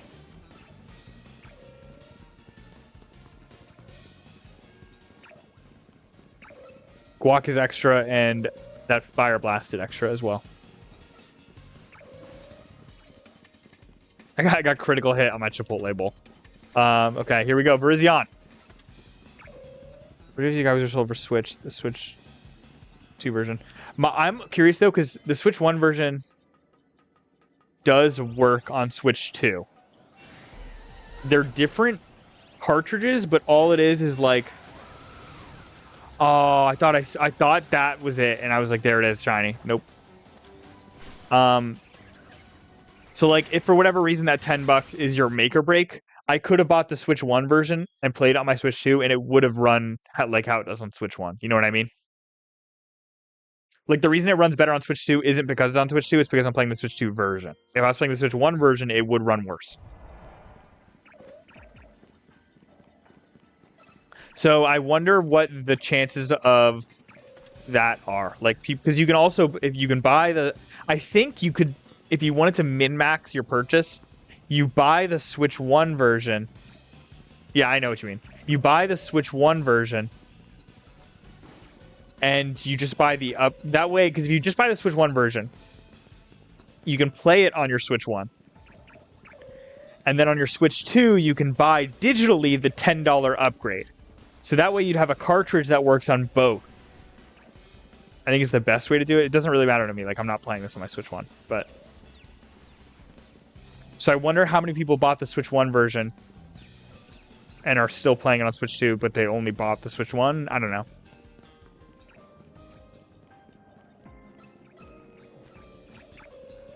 Oh, I think I see what you mean.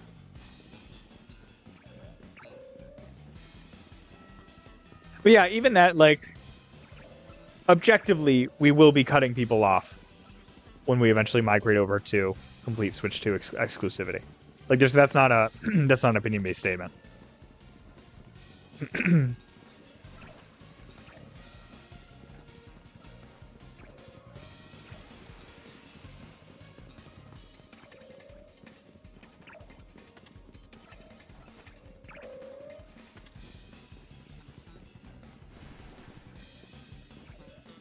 Look, I wish there was just one super awesome console that would regularly get updated and every game would run on it, but eventually you got to buy the newest console, and it sucks because that's a lot of money, but you're going to keep playing the newest games. That's where they get you. And look, even PC has it a little better, but even then, you sometimes stuff, like, at a certain point, I think you get a PC that's just like, okay, this can handle anything that they'll come out with. But yes, we will. But the number of proof that Pokemon fans will spend the money, I guess. Yeah. Fair.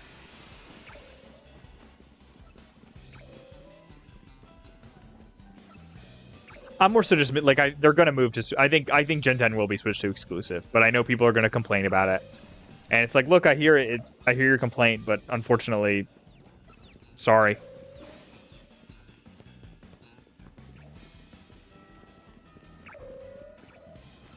The Gen 10 Grass Fairy type tree with wings is behind a paywall that is the Switch 2. But look, you can also play. Dude, you know what I want though? Here's my hope for Gen 10. Let me use the mouse controls in the PC. Let me put my Joy-Con flat down on the table and click around the PC boxes like an actual computer. That's what I want.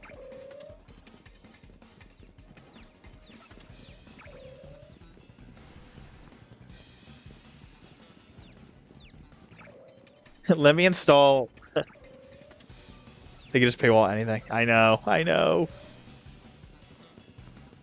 Pokemon's always pretty good about it, though. You know, you pay for the game, you pay for the DLC, and then if you really want, you pay for Pokemon Home.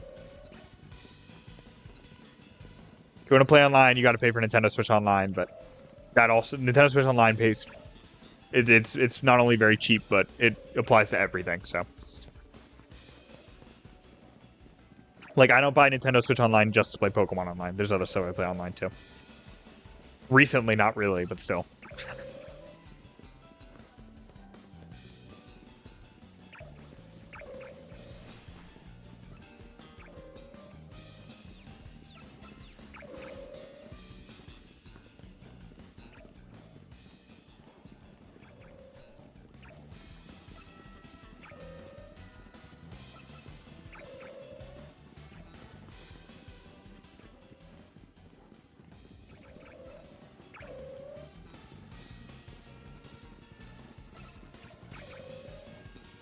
Yeah, I hope Pokemon Champions is good. I'm looking forward to it. It'll be cool to be able to do the Z moves and Dynamax again.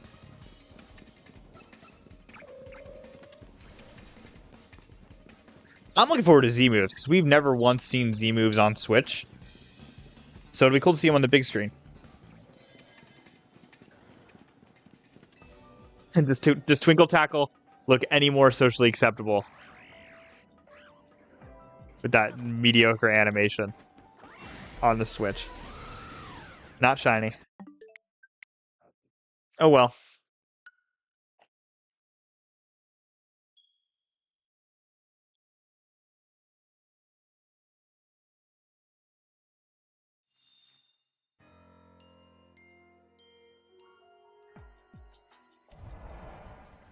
What are your big hopes for Gen 10?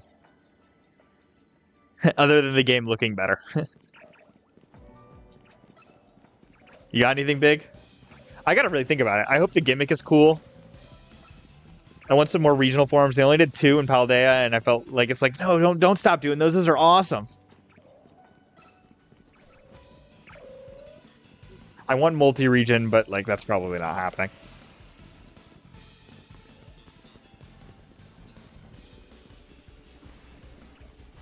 This is going to be controversial, but I want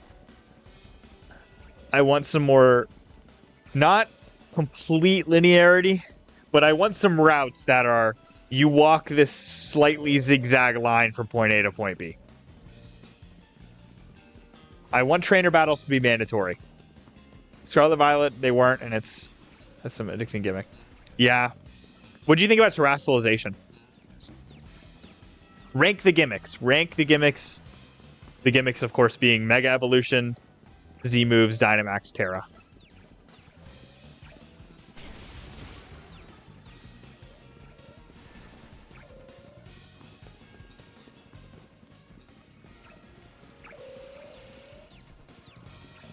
Fair.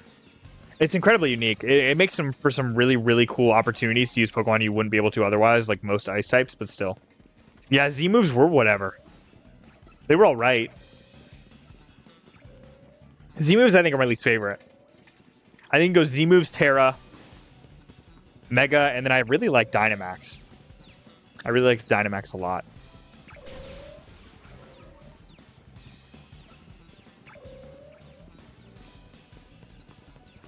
I think the most competitively balanced by far is Terra.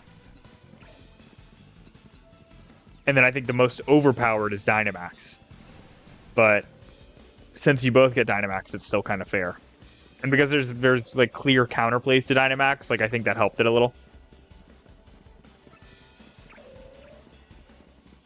We're double odds now, by the way. So there's that. We've been for a little bit. I think one of the reasons I like Dynamax so much is because it, like not even intending to be like a joke, is it, like, it really upped the scale.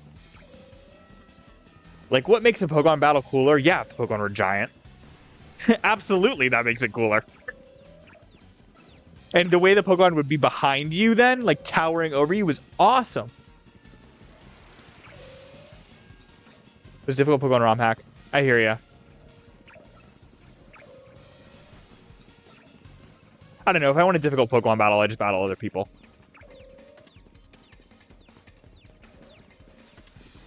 I had my time playing ROM hacks when I was a kid. And they were cool, but not being able to transfer the Pokemon out really kind of hits... Because I'll have fun at the ROM hack, and then I hit a point of, like, I beat this game, and then what? And when you beat a Pokemon game, the and then what is you get to send your Pokemon to the next game. Or they get to be somewhere in your Pokemon home. You get to go catch the legendaries, and you get to keep them in your home. You can shiny hunt if you want. But, like, even shiny hunting in a ROM hack, you get the shiny, and you're like, okay, this has to stay here permanently.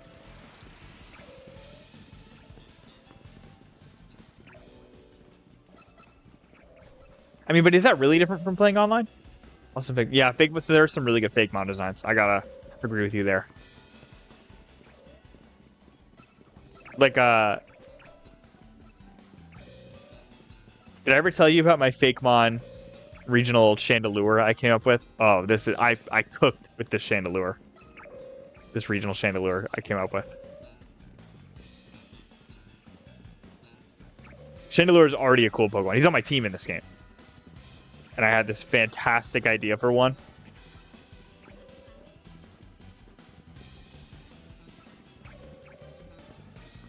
You're facing a different type of difficulty now, just meta tactics. Fair.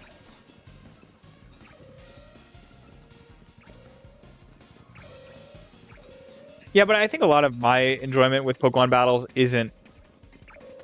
Well, I mean, we talked about it a little bit earlier. It's fun if you're overpowered, then I have to strategize, but you still have to strategize when you're playing other people, even though you're on the same level. You have to strategize more most of the time, because you have to consider the fact that they're trying to outplay you.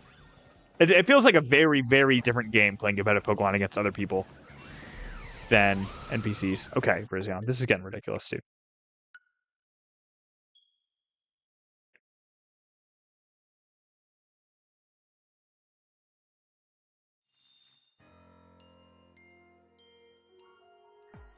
I was playing Pokemon Reborn because the story is really good. I can't believe I just threw a Pokeball. And I literally got stuck on some battles.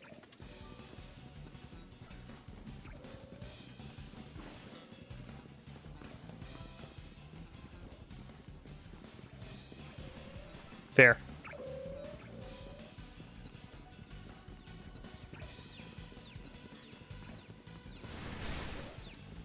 I remember what ROM hacks I played a lot as a kid. I played Ash Gray. Remember that one? That's a throwback. It was like a fire red leaf green ROM hack where you played as Ash.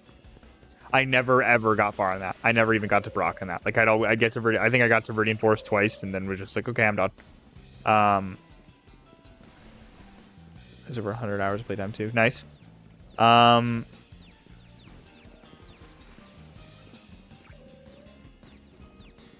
are they wrong? I played Light Platinum. That was kind of cool. It was like its own story. What else? I played some Pokemon game in like the Sun and Moon era. So around, was that around 2016? I think so. Around 2016, you could like, they were, it wasn't the one where you could fuse Pokemon, but they were like, almost like regional variants. I think they were called Delta Species or something like that. I know Delta Species is a thing in the card game, but I think they were in this too.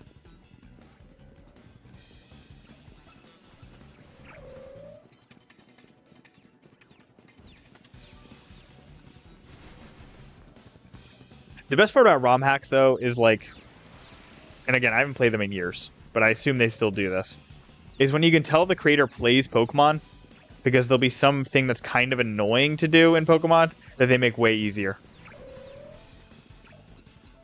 Or there'll be like a change that should be made that is. Like the most common one that I've seen a billion times is like Luxray becomes dark type as well as electric. And like, yeah, everyone's done it. That's not super original at this point. But I don't know. It's cool when you can tell the creator likes the franchise and cares about making a good game. Yeah, quality of life. That's a term.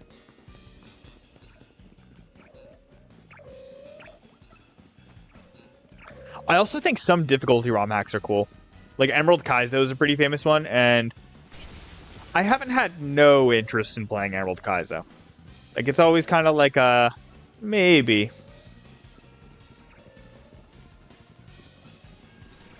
I don't think I'd be good at it though. Like I'm good at Pokemon, but I don't think I'm Emerald Kaizo good.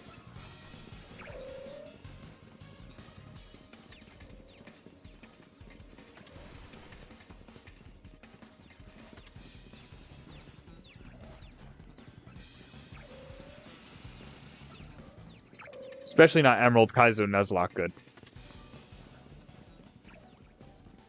I've, in my life, only ever completed 2 Nuzlocks, and they were the ones on this channel.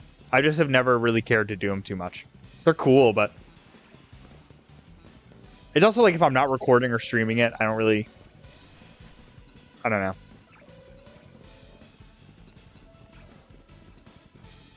It's like whatever, then. It's really fun to do for content, because then you end up in like some stressful situations and there's like almost a bit of suspense to it.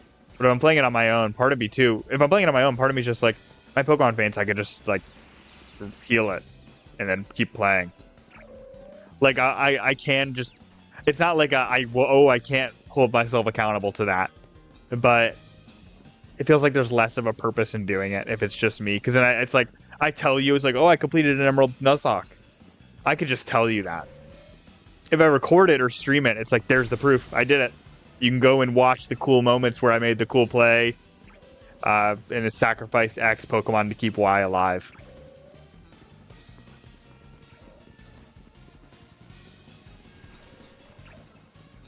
You ever do any Nuzlocks? Pretty fun.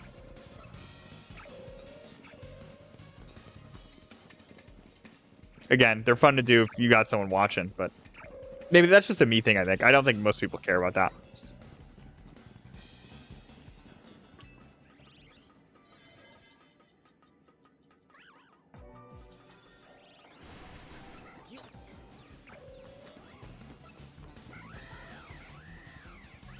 Okay, dude, I feel like I'm going insane.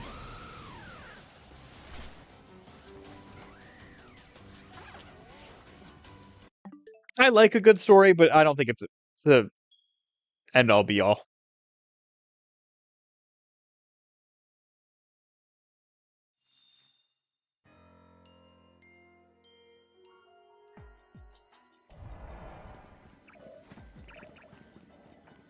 I'd watch you play through a ROM hack. That'd be like whenever we're just hanging out. It'd be fun. Or like a Nuzlocke. That'd be kind of fun too. Like almost like a co-op Nuzlocke. You could have the controller, but like, you know, you got a pretty good. I got a pretty good Pokemon head on my a pretty good Pokemon head on my Pokemon shoulders.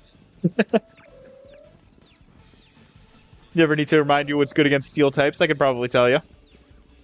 Fire ground fighting. For those of you keeping track. I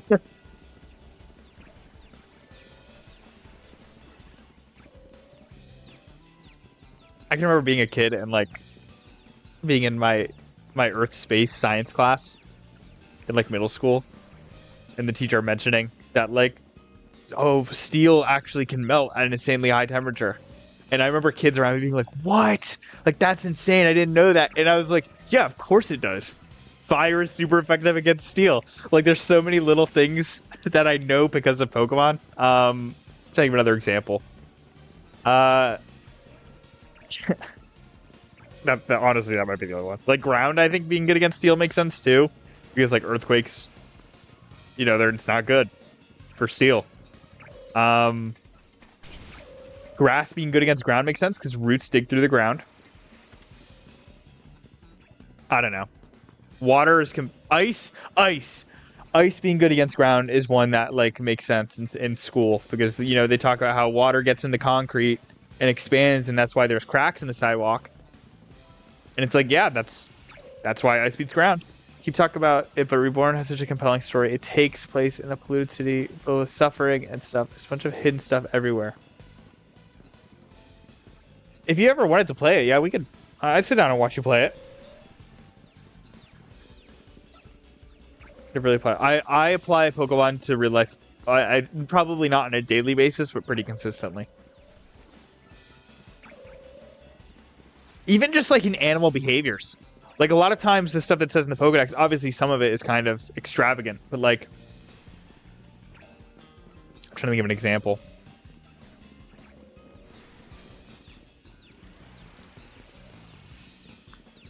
I talked about like how Vileplume, this flower gives off like a smell that attracts bug Pokemon. Like yeah, that type of flower in real life does that. That flower, the Rafflesia or whatever, the stinky flower, smells bad, so bugs come to it and it eats them. I've saved on my PC. I haven't touched in like a year and a half. It'd be cool to watch you start over. Not to, assuming your save isn't super far, but dude, if you want to boot it back up, I bet I can help you get through it. Give me a quick rundown of what your team looks like. I'll tell you to stick Cyclizar on your team, and you'll be good to go.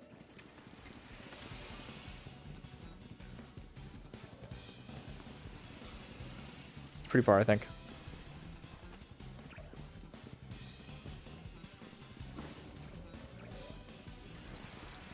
Some ROM hacks that I think are pretty cool are ones that revisit regions at a different time. Like, I've seen Kanto a million times, but it was kind of cool to see it again post Johto, which was the last time, like, timeline-wise, we visited Kanto. Or, like, revisiting Sinnoh would be cool. At certain points, so stuck with what I have. So to train more. Fair.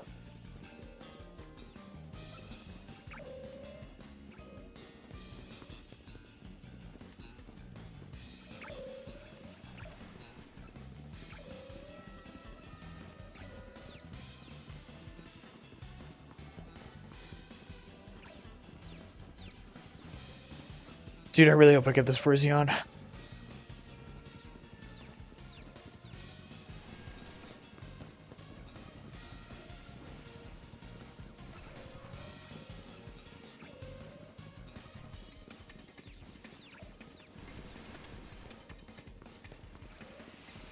Here we go. Let's check.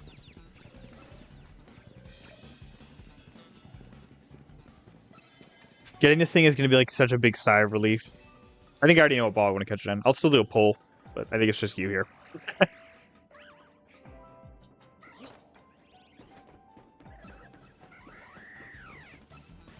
Nope.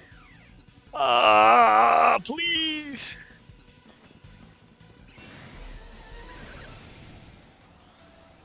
Look at this ugly creature.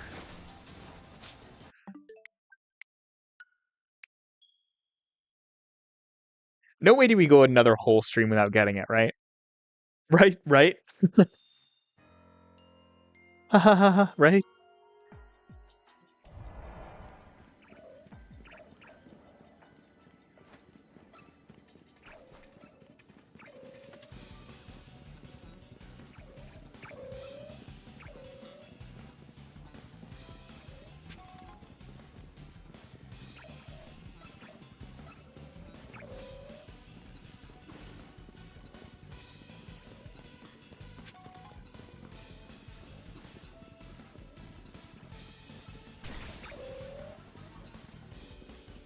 Out of my hands, I'm going to give you a mission real quick.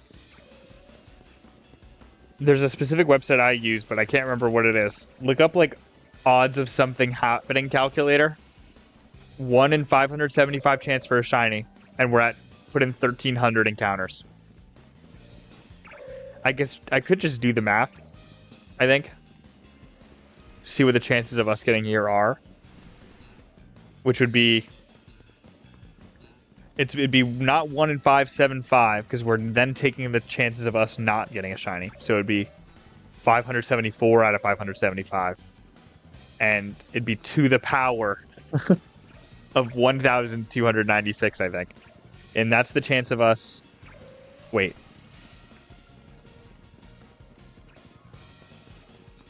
That's the chance of us not getting a shiny. I think. I think that tracks.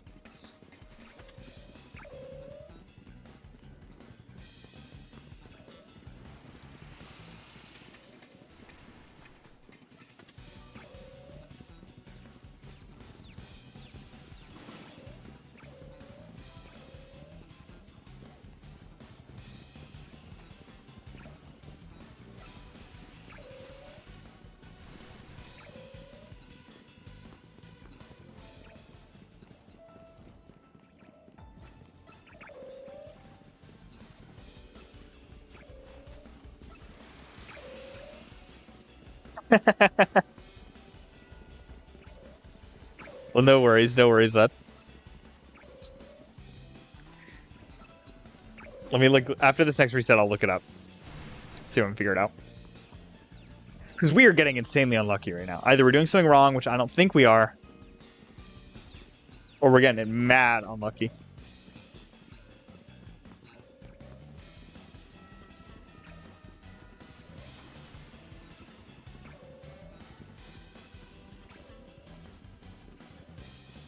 I gotta set alarms for my interview tomorrow.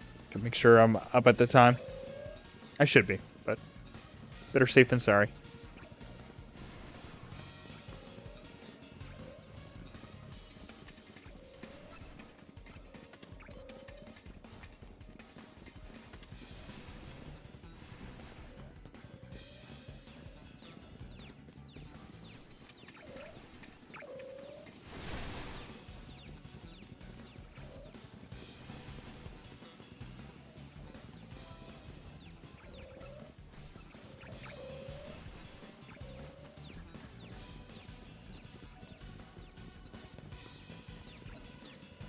Looking forward to my Euro tomorrow. What's nice about the Euro is I'll be eating it knowing that hopefully I killed it at the interview. And hopefully with 2 successfully completed Pokemon Go raids. We'll have to see.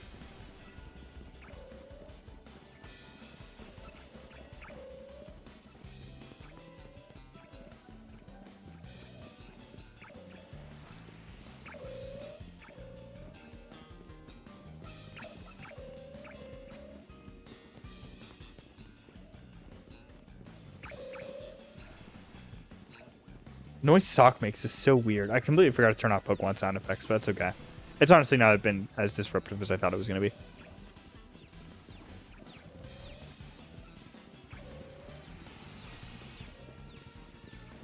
Saw the new trailer for the Darth Maul show that's coming out soon. Pretty stoked for that. I got a pretty busy year when it comes to watching stuff, though. Invincible Season 4 and JoJo's Bizarre Adventure Part 7 come out in the same month, so... Gonna be a pretty action-filled month, I guess.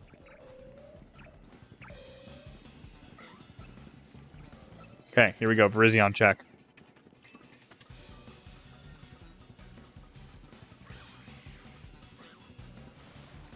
Please. Please.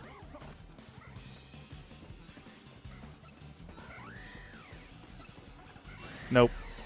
I'm like losing my mind. I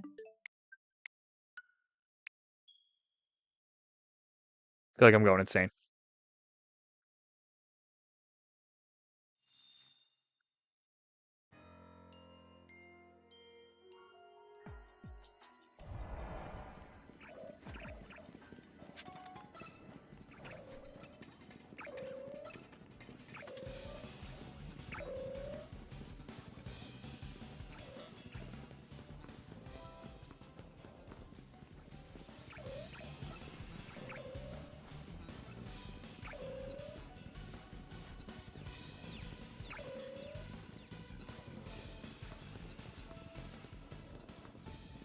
Dude, I think my guess for this was like 100.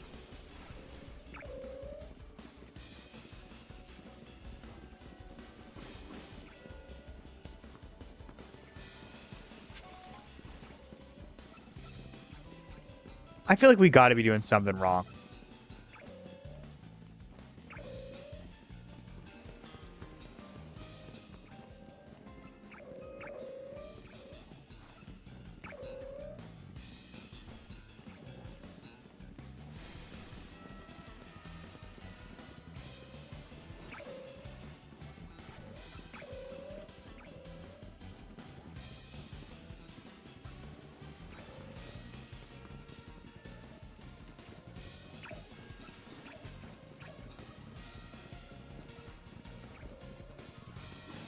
I have no desire to end another stream with without a shiny Virizion. It was already heartbreaking enough to end our perfect stream to shiny ratio.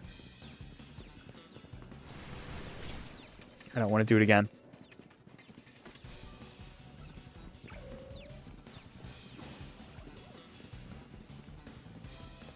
Oh, I'm already getting tired. I still gotta eat dinner, dude. Gotta figure out something to eat.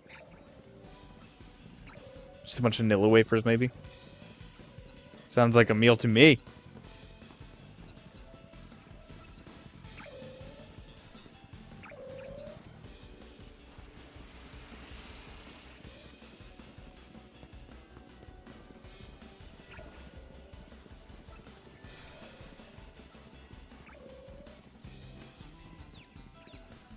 This is getting so ridiculous.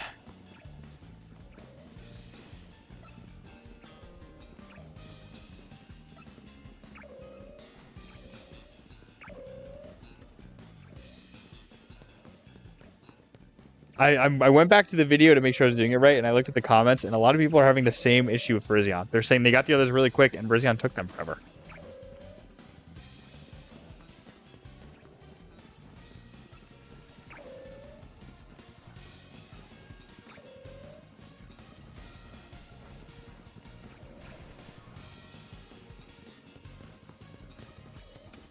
Hmm.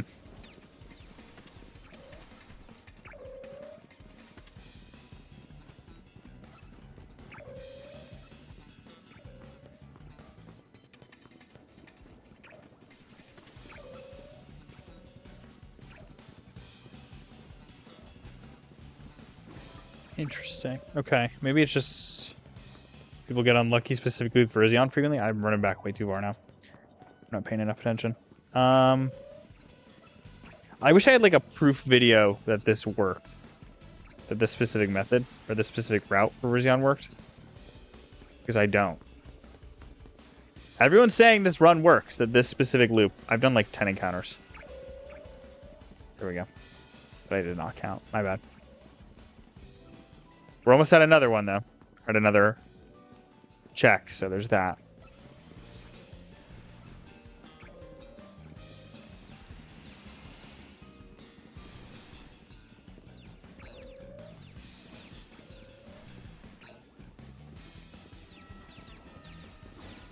I want to, like, whistle a song playing, but I know that will not come up well on my mic. I feel very parched right now. Should have brought a bottle of water over.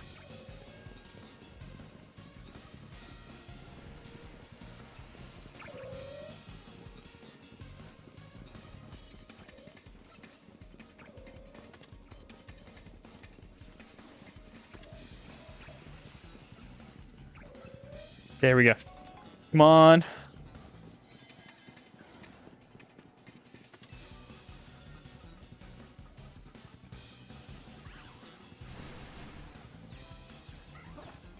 Please, please, please.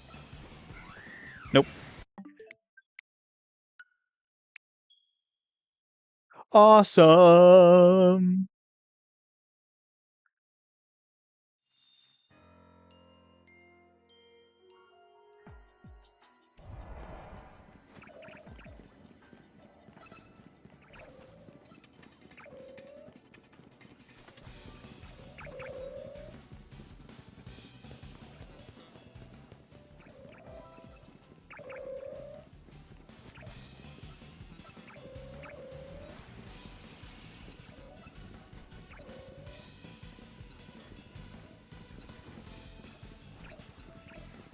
Okay.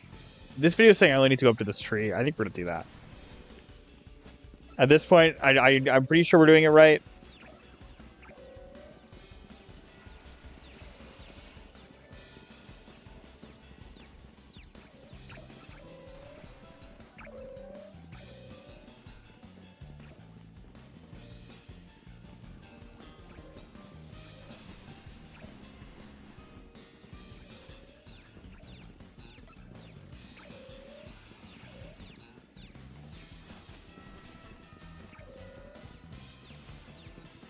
It's such a pain, bruh.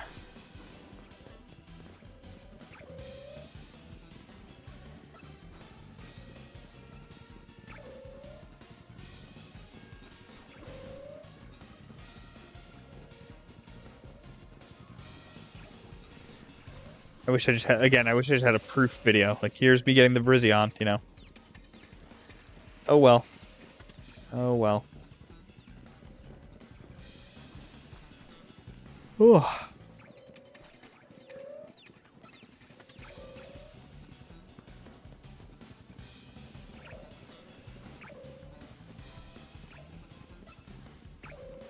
We can do this. We can do this. We just gotta power through. Once I get this guy, no more legendary shiny hunts. I'll be done with this annoying little loop running method. Virizion is going to get some hate from me. Virizion is moving down the list. He's already at the bottom of the Swords of Justice list. But he is now digging a hole. There was only 3 Sword of Justice, but now Virizion's like my 9th favorite, so...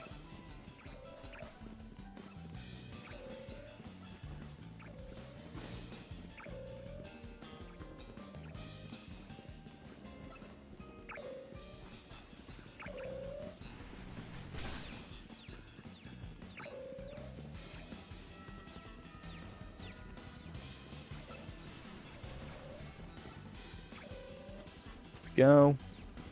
I don't know what I'm saying. There we go, too. I just looped around the manhole cover.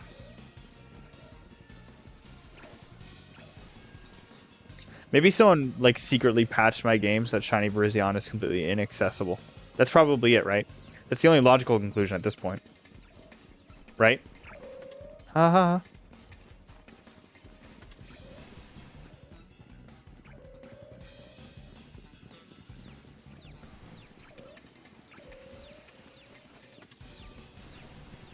I don't even want this thing anymore. I don't think I ever wanted it. Can you even Mega Evolve? What are you doing in the Mega Evolution game then, Virizion? Not Mega Evolving. How you doing out of my hands? I feel like I'm going insane. Please talk to me. I feel like I'm losing my... This is the most... What's difficult about this shiny hunt isn't even that, like, it's difficult. It's just, like, I should have gotten it so long ago at this point. I'm over double odds. This is the worst luck I've ever had. That's not true. Regidrago took me a while. Regidrago took me quite a while. You're in the shower. All right. Yeah, fair then.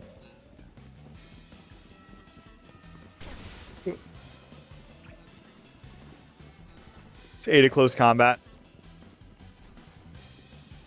Well, I appreciate being your shower listened to. Listen to video, I guess. peeking your head out real quick to say you're in the shower.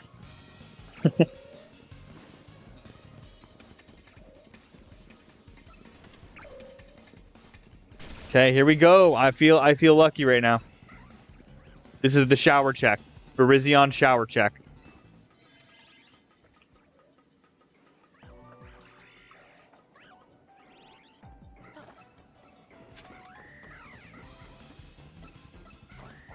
Oh my god, I got it. It's shiny, it's shiny.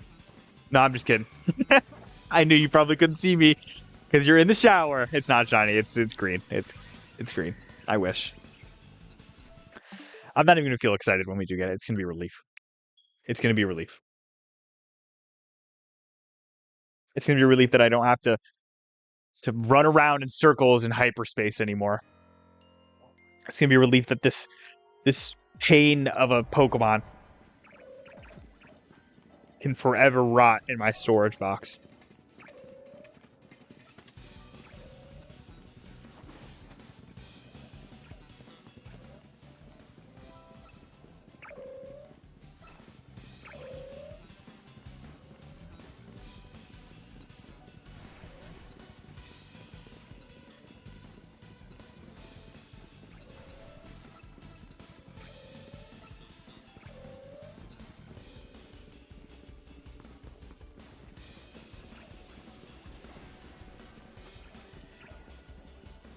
I wish this was slightly more of an active shiny hunt. You know what I mean?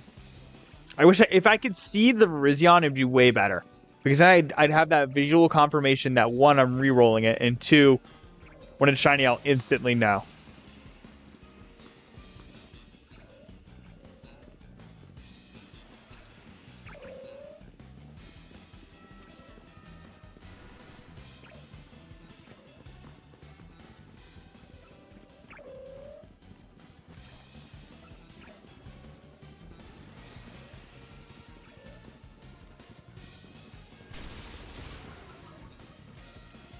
Whatever. Yeah, drop your stats, Stock.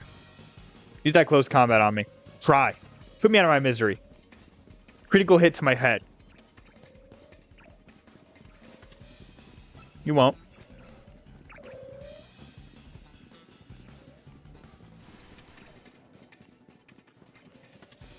Oh, but I wish you would.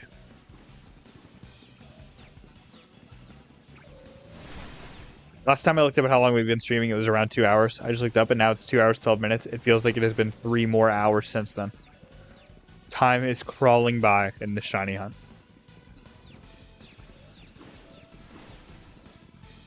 And all these socks are brick breaking me. They're outraging me. They're all confused. I'm confused too, dude. Why am I still here?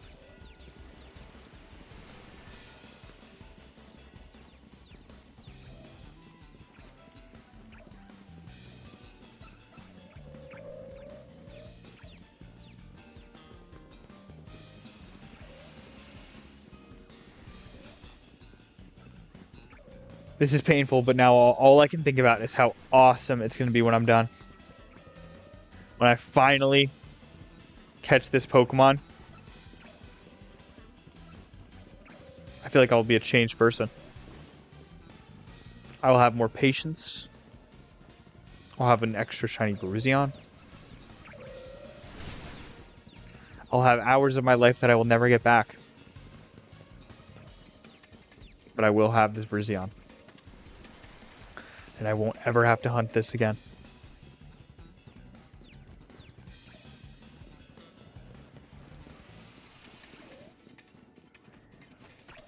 Bought some new flavors of ice cream the other day. Ran out, so I was like, I'll get some more. I was like, you know what, these sound pretty good. I got one that's pumpkin pie flavor, and then one that's apple pie flavor. And they've got little bits of crust in them. I was like, that sounds interesting. Probably gonna try some tonight after dinner. Which one should I open first out of my hands? What type of ice cream am I eating tonight? You pick my dinner for tomorrow. You pick my dessert for tonight. Apple pie or pumpkin pie ice cream?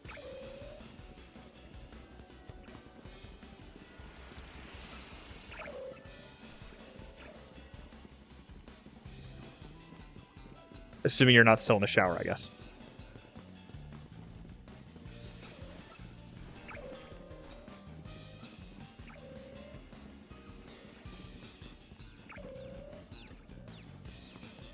It sounds a little weird, but I do like pumpkin. So I think I kind of want to do that one. I'll be honest. That's kind of what I'm leaning towards.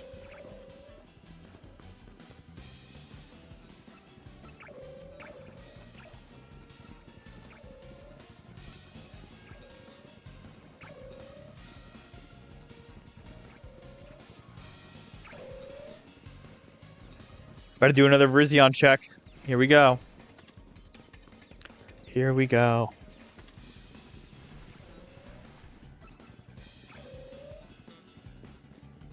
I don't know. Yeah, maybe just cinnamon and nutmeg. I don't know. I hope it's got some pumpkin flavor to it. It said pumpkin pie, not pumpkin spice. So I think that gets points. Where is it? Nope, not shiny.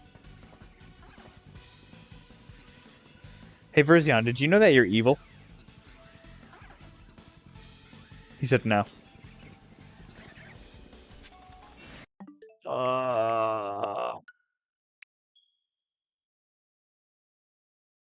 I'm getting ice cream. I want pumpkin pulp and strands on it. I don't. If I'm eating ice cream, I want to feel pieces of the gourd. And full of seeds. Yeah. And it's actually jack-o'-lantern flavored, and there's a candle in it too. The candle is like the center, a lit candle, so it melts all the ice cream. Pumpkin seeds are good though. Roast them, put a little some sort of seasoning on it. Most of the time, just salt works.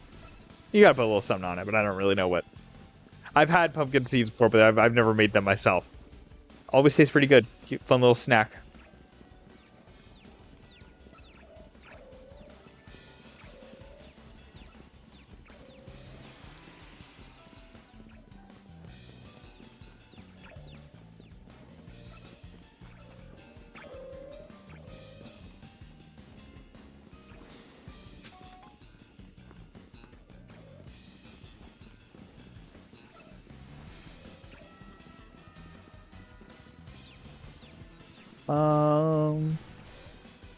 I don't really know what to do.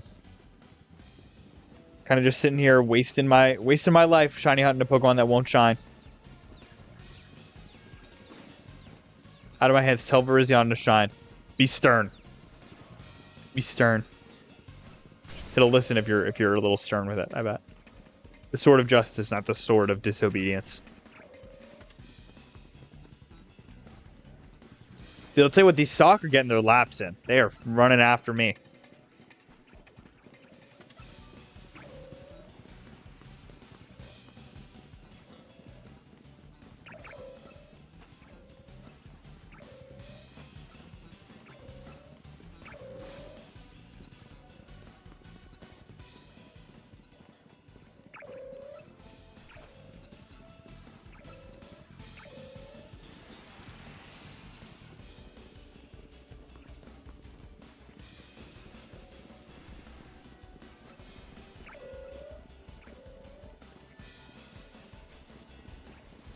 This doesn't even feel real right now. You grandiose, shiny, grandiose creature. Do not call him grandiose. Do not pay this Pokemon compliments after what it's putting me through right now. Shiny, grandiose. I think that's going to be this thing's name when we get it, grandiose. That's pretty good.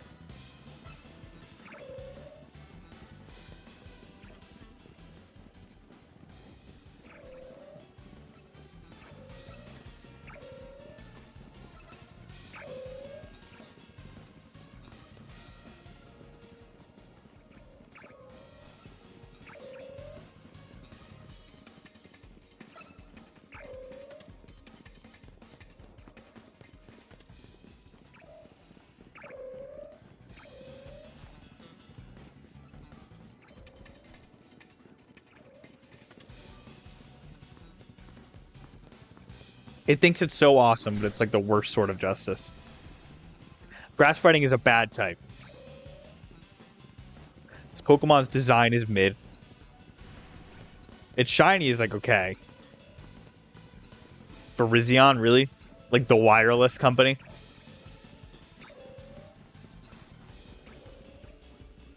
part of the worst trio in Pokemon.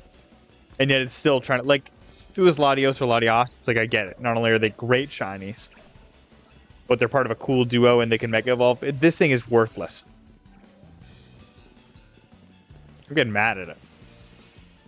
I could be streaming No Man's Sky right now, and here I am wasting my time on this grandiose creature, as you put it.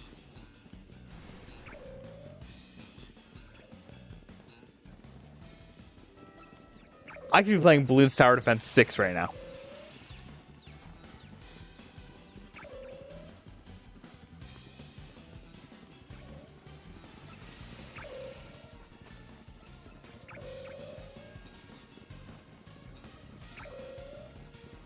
Here we go, another shiny check coming up, another season of disappointment.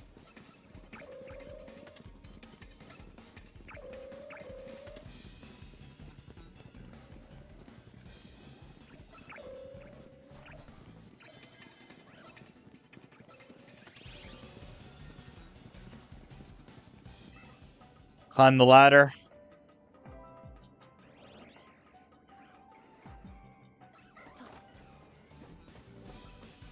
And nothing. I'm losing my mind. I wish I knew it was resetting. Is there anything else around here that's shiny, maybe? That kind of is like, oh, look, you're resetting. Are you? You're shiny subtle, maybe you are? No. Hey, can you, like, head slam me into the ground? Can you curb stomp me real quick? Giant throw. Please.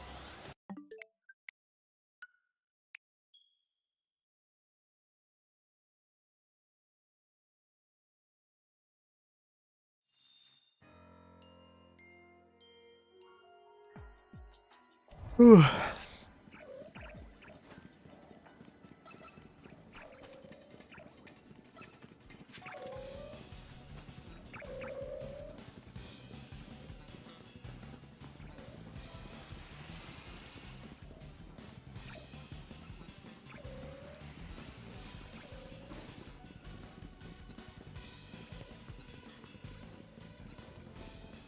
I'm gonna be hearing this, like, hyperspace battle theme in my sleep.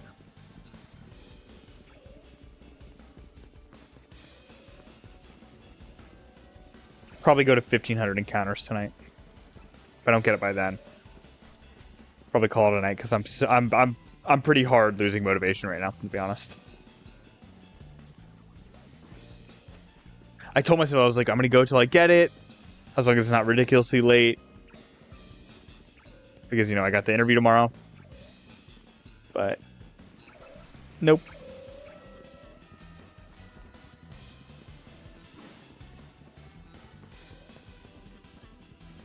What's up, Xavier? Xavier's hanging out with me. He's like, oh man, still don't have it?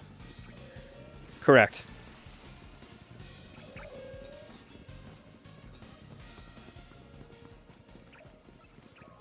What's up, buddy? Oh, he's getting into the mic. We have people to hear him. You got something to say to the people? Speak to the people of the world, Xavier. He says, I hate Virizion.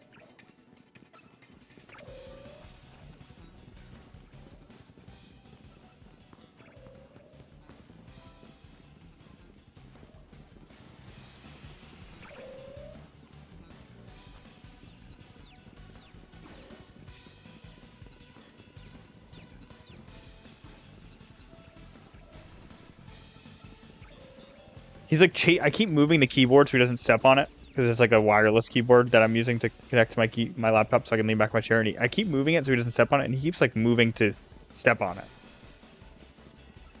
Get something in your hair, dude. Come here. There you go. I got it.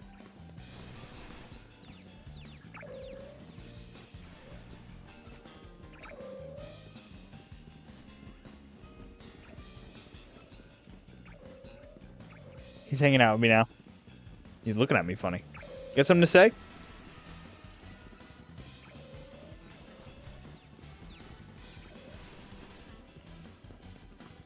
Just gave a big old yawn. Yeah, I hear that, dude.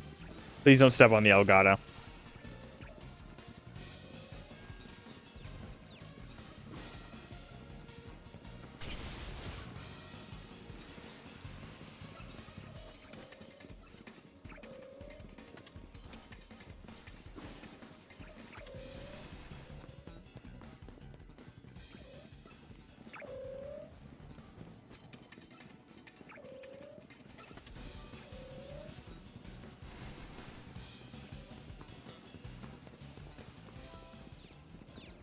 I don't even know what to do.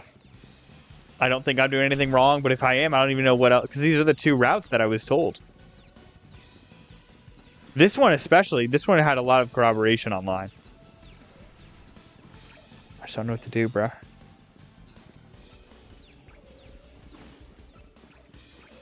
We've got another check coming soon, so hopefully it'll be this. This will be it, right? Right? Ha ha ha.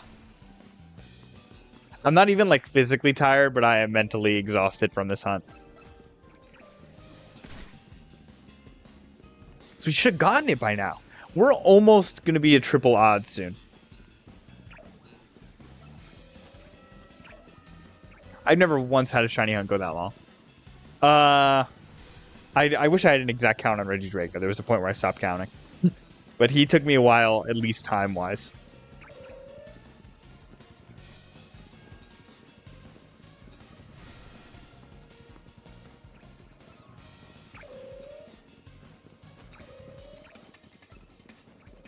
Okay, this next one will be a check.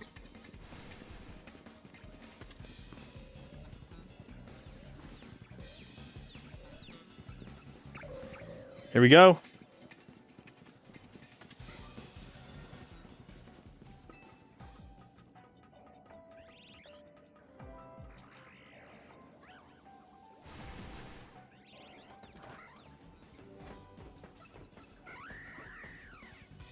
Nope. Nope, nope, nope.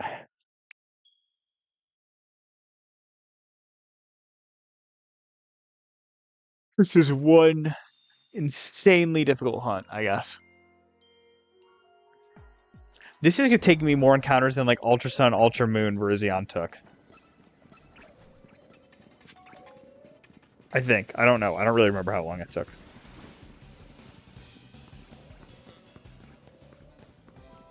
Yeah, it's a grandiose hunt. That's one way to put it.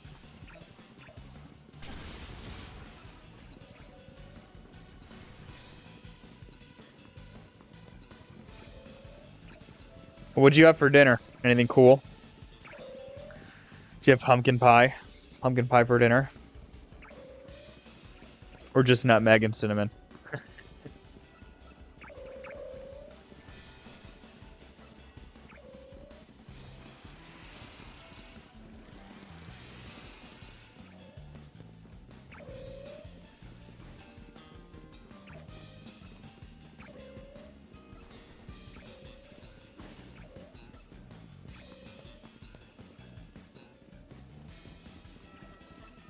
What was in the soup? Anything cool? Nutmeg, maybe? Some cinnamon? Some cinnamon, nutmeg? And pumpkin seeds and strands or whatever you said? Yeah, was there any pumpkin pulp and strands in it? Have some pumpkin soup from Zelda? Also probably just from real life, but...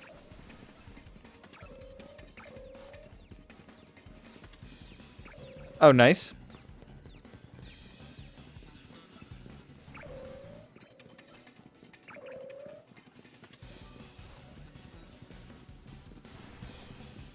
Dude, one of the best parts about soup is like how it warms you up. You know what I mean? Like you drink like warm soup, you can feel your body warm. Kind of like that a lot. It's like a relaxing feeling. Always makes me want to go to sleep.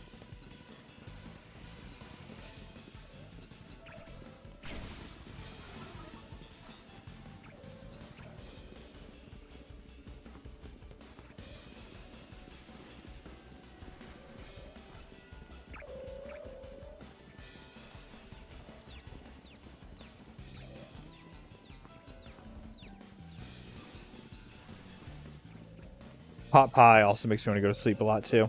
It's very filling, very nice.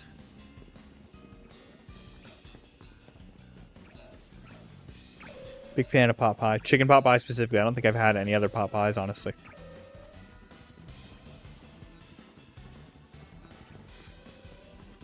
Probably somewhat difficult to make, right? I don't know. I've never made it.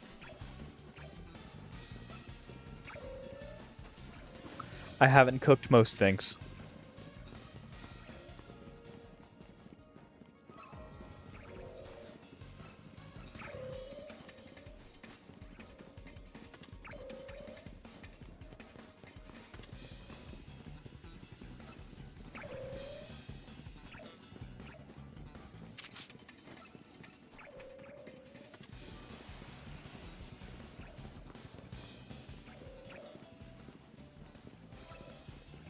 Wow, I am getting so drowsy right now.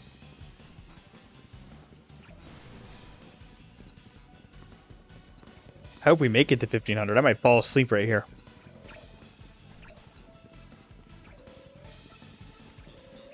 As Bart Simpson would say, ay caramba.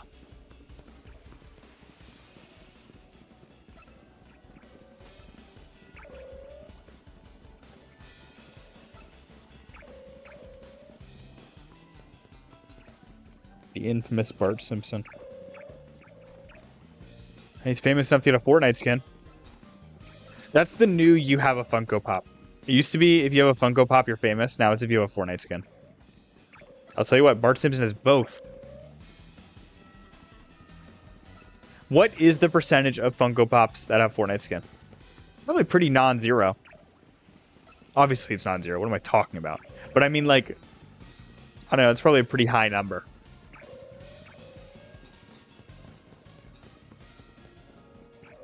I wonder how many things have a Fortnite skin and not a Funko Pop, because I bet you that's a pretty low number.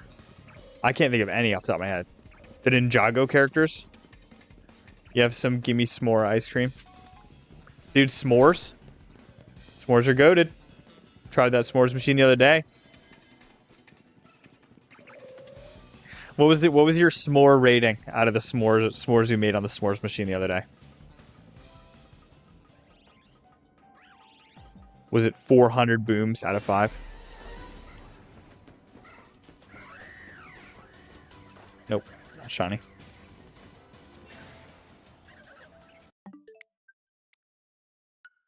Yeah, they were like a 7 out of 10.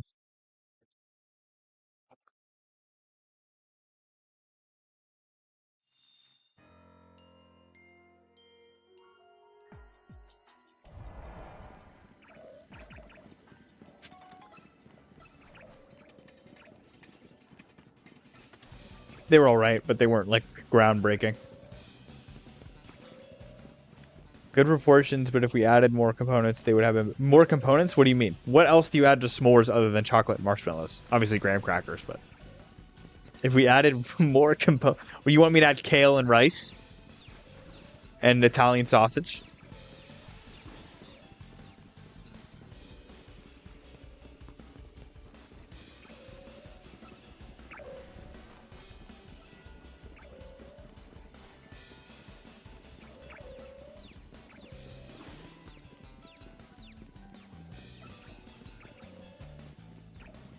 Added more component. What else do you add to s'mores?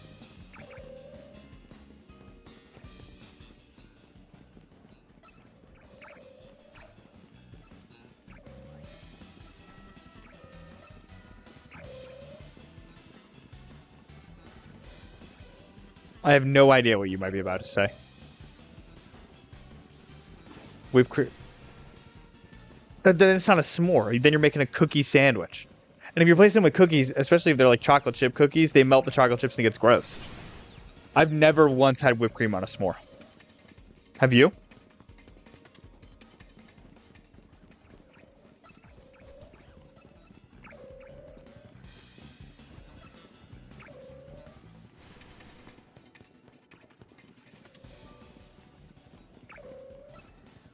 The marshmallows that makes a s'more? I don't know, man. I think the graham cracker is pretty pivotal, too. I guess I'm not an expert, but I'm not like a s'more scientist.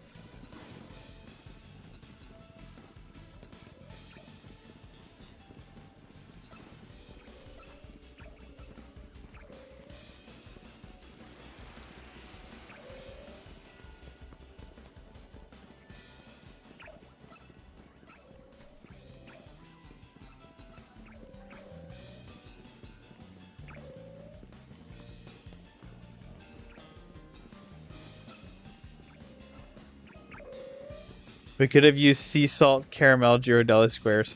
Yeah, I guess that probably would have been pretty good. Would have been $400 though, right? Aren't those pretty expensive?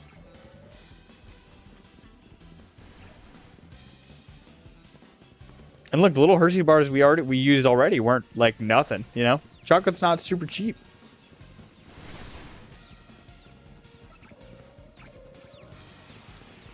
But Ghirardelli chocolate is like pretty not cheap, especially caramel. Oh, but I do love caramel chocolate. Like you are speaking my language there. Don't get me wrong.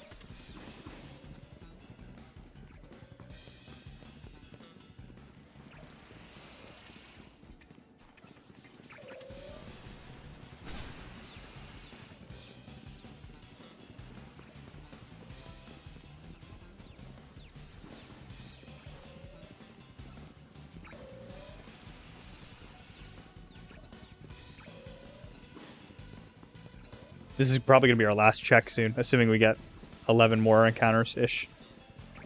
10 more, I guess. Ghirardelli's normally go for name brand chocolate. Really?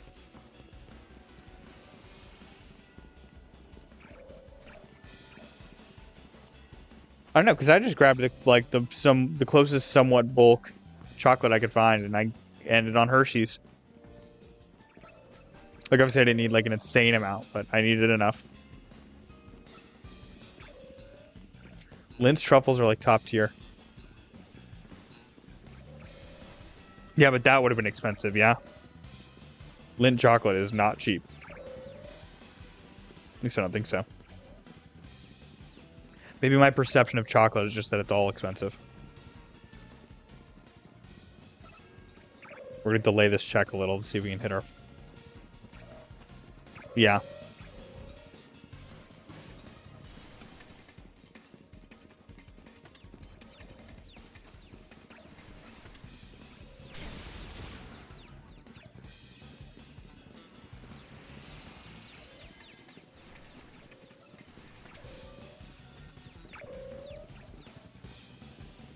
Okay, ready for the final check? Obviously, the video is a little delayed. Let me go to OBS so it's, like, not for me. Okay. Here we go. Here we go. Oh, I am so nervous. Please just be shiny. Please just be shiny. Please just be shiny. Please just be shiny. I see what you mean. Do truffles not melt well?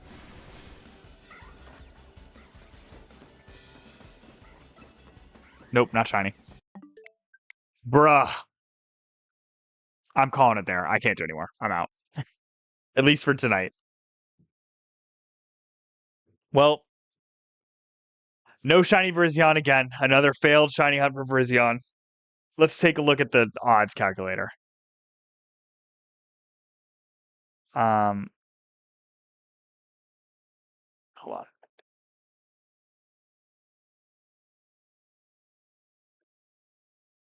Odds probability calculator. That's what I use. Nope. I guess not. Drop chance calculator? Sure, that works. That makes sense. Okay. It is 1 in 575.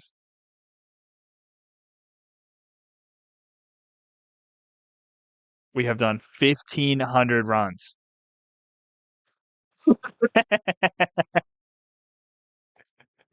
92% chance we should have gotten it by now, based on that. That's insane. Well, unfortunate. Maybe next time, right? Maybe next time. But I'm gonna call the stream here. Probably gonna go play some balloons and not think about Virizion because this Pokemon is getting me mad. I gotta get something to eat first, so I'll be doing that. But thank you guys so much for turning out to the stream. A bit of a quiet one tonight, but that's all right.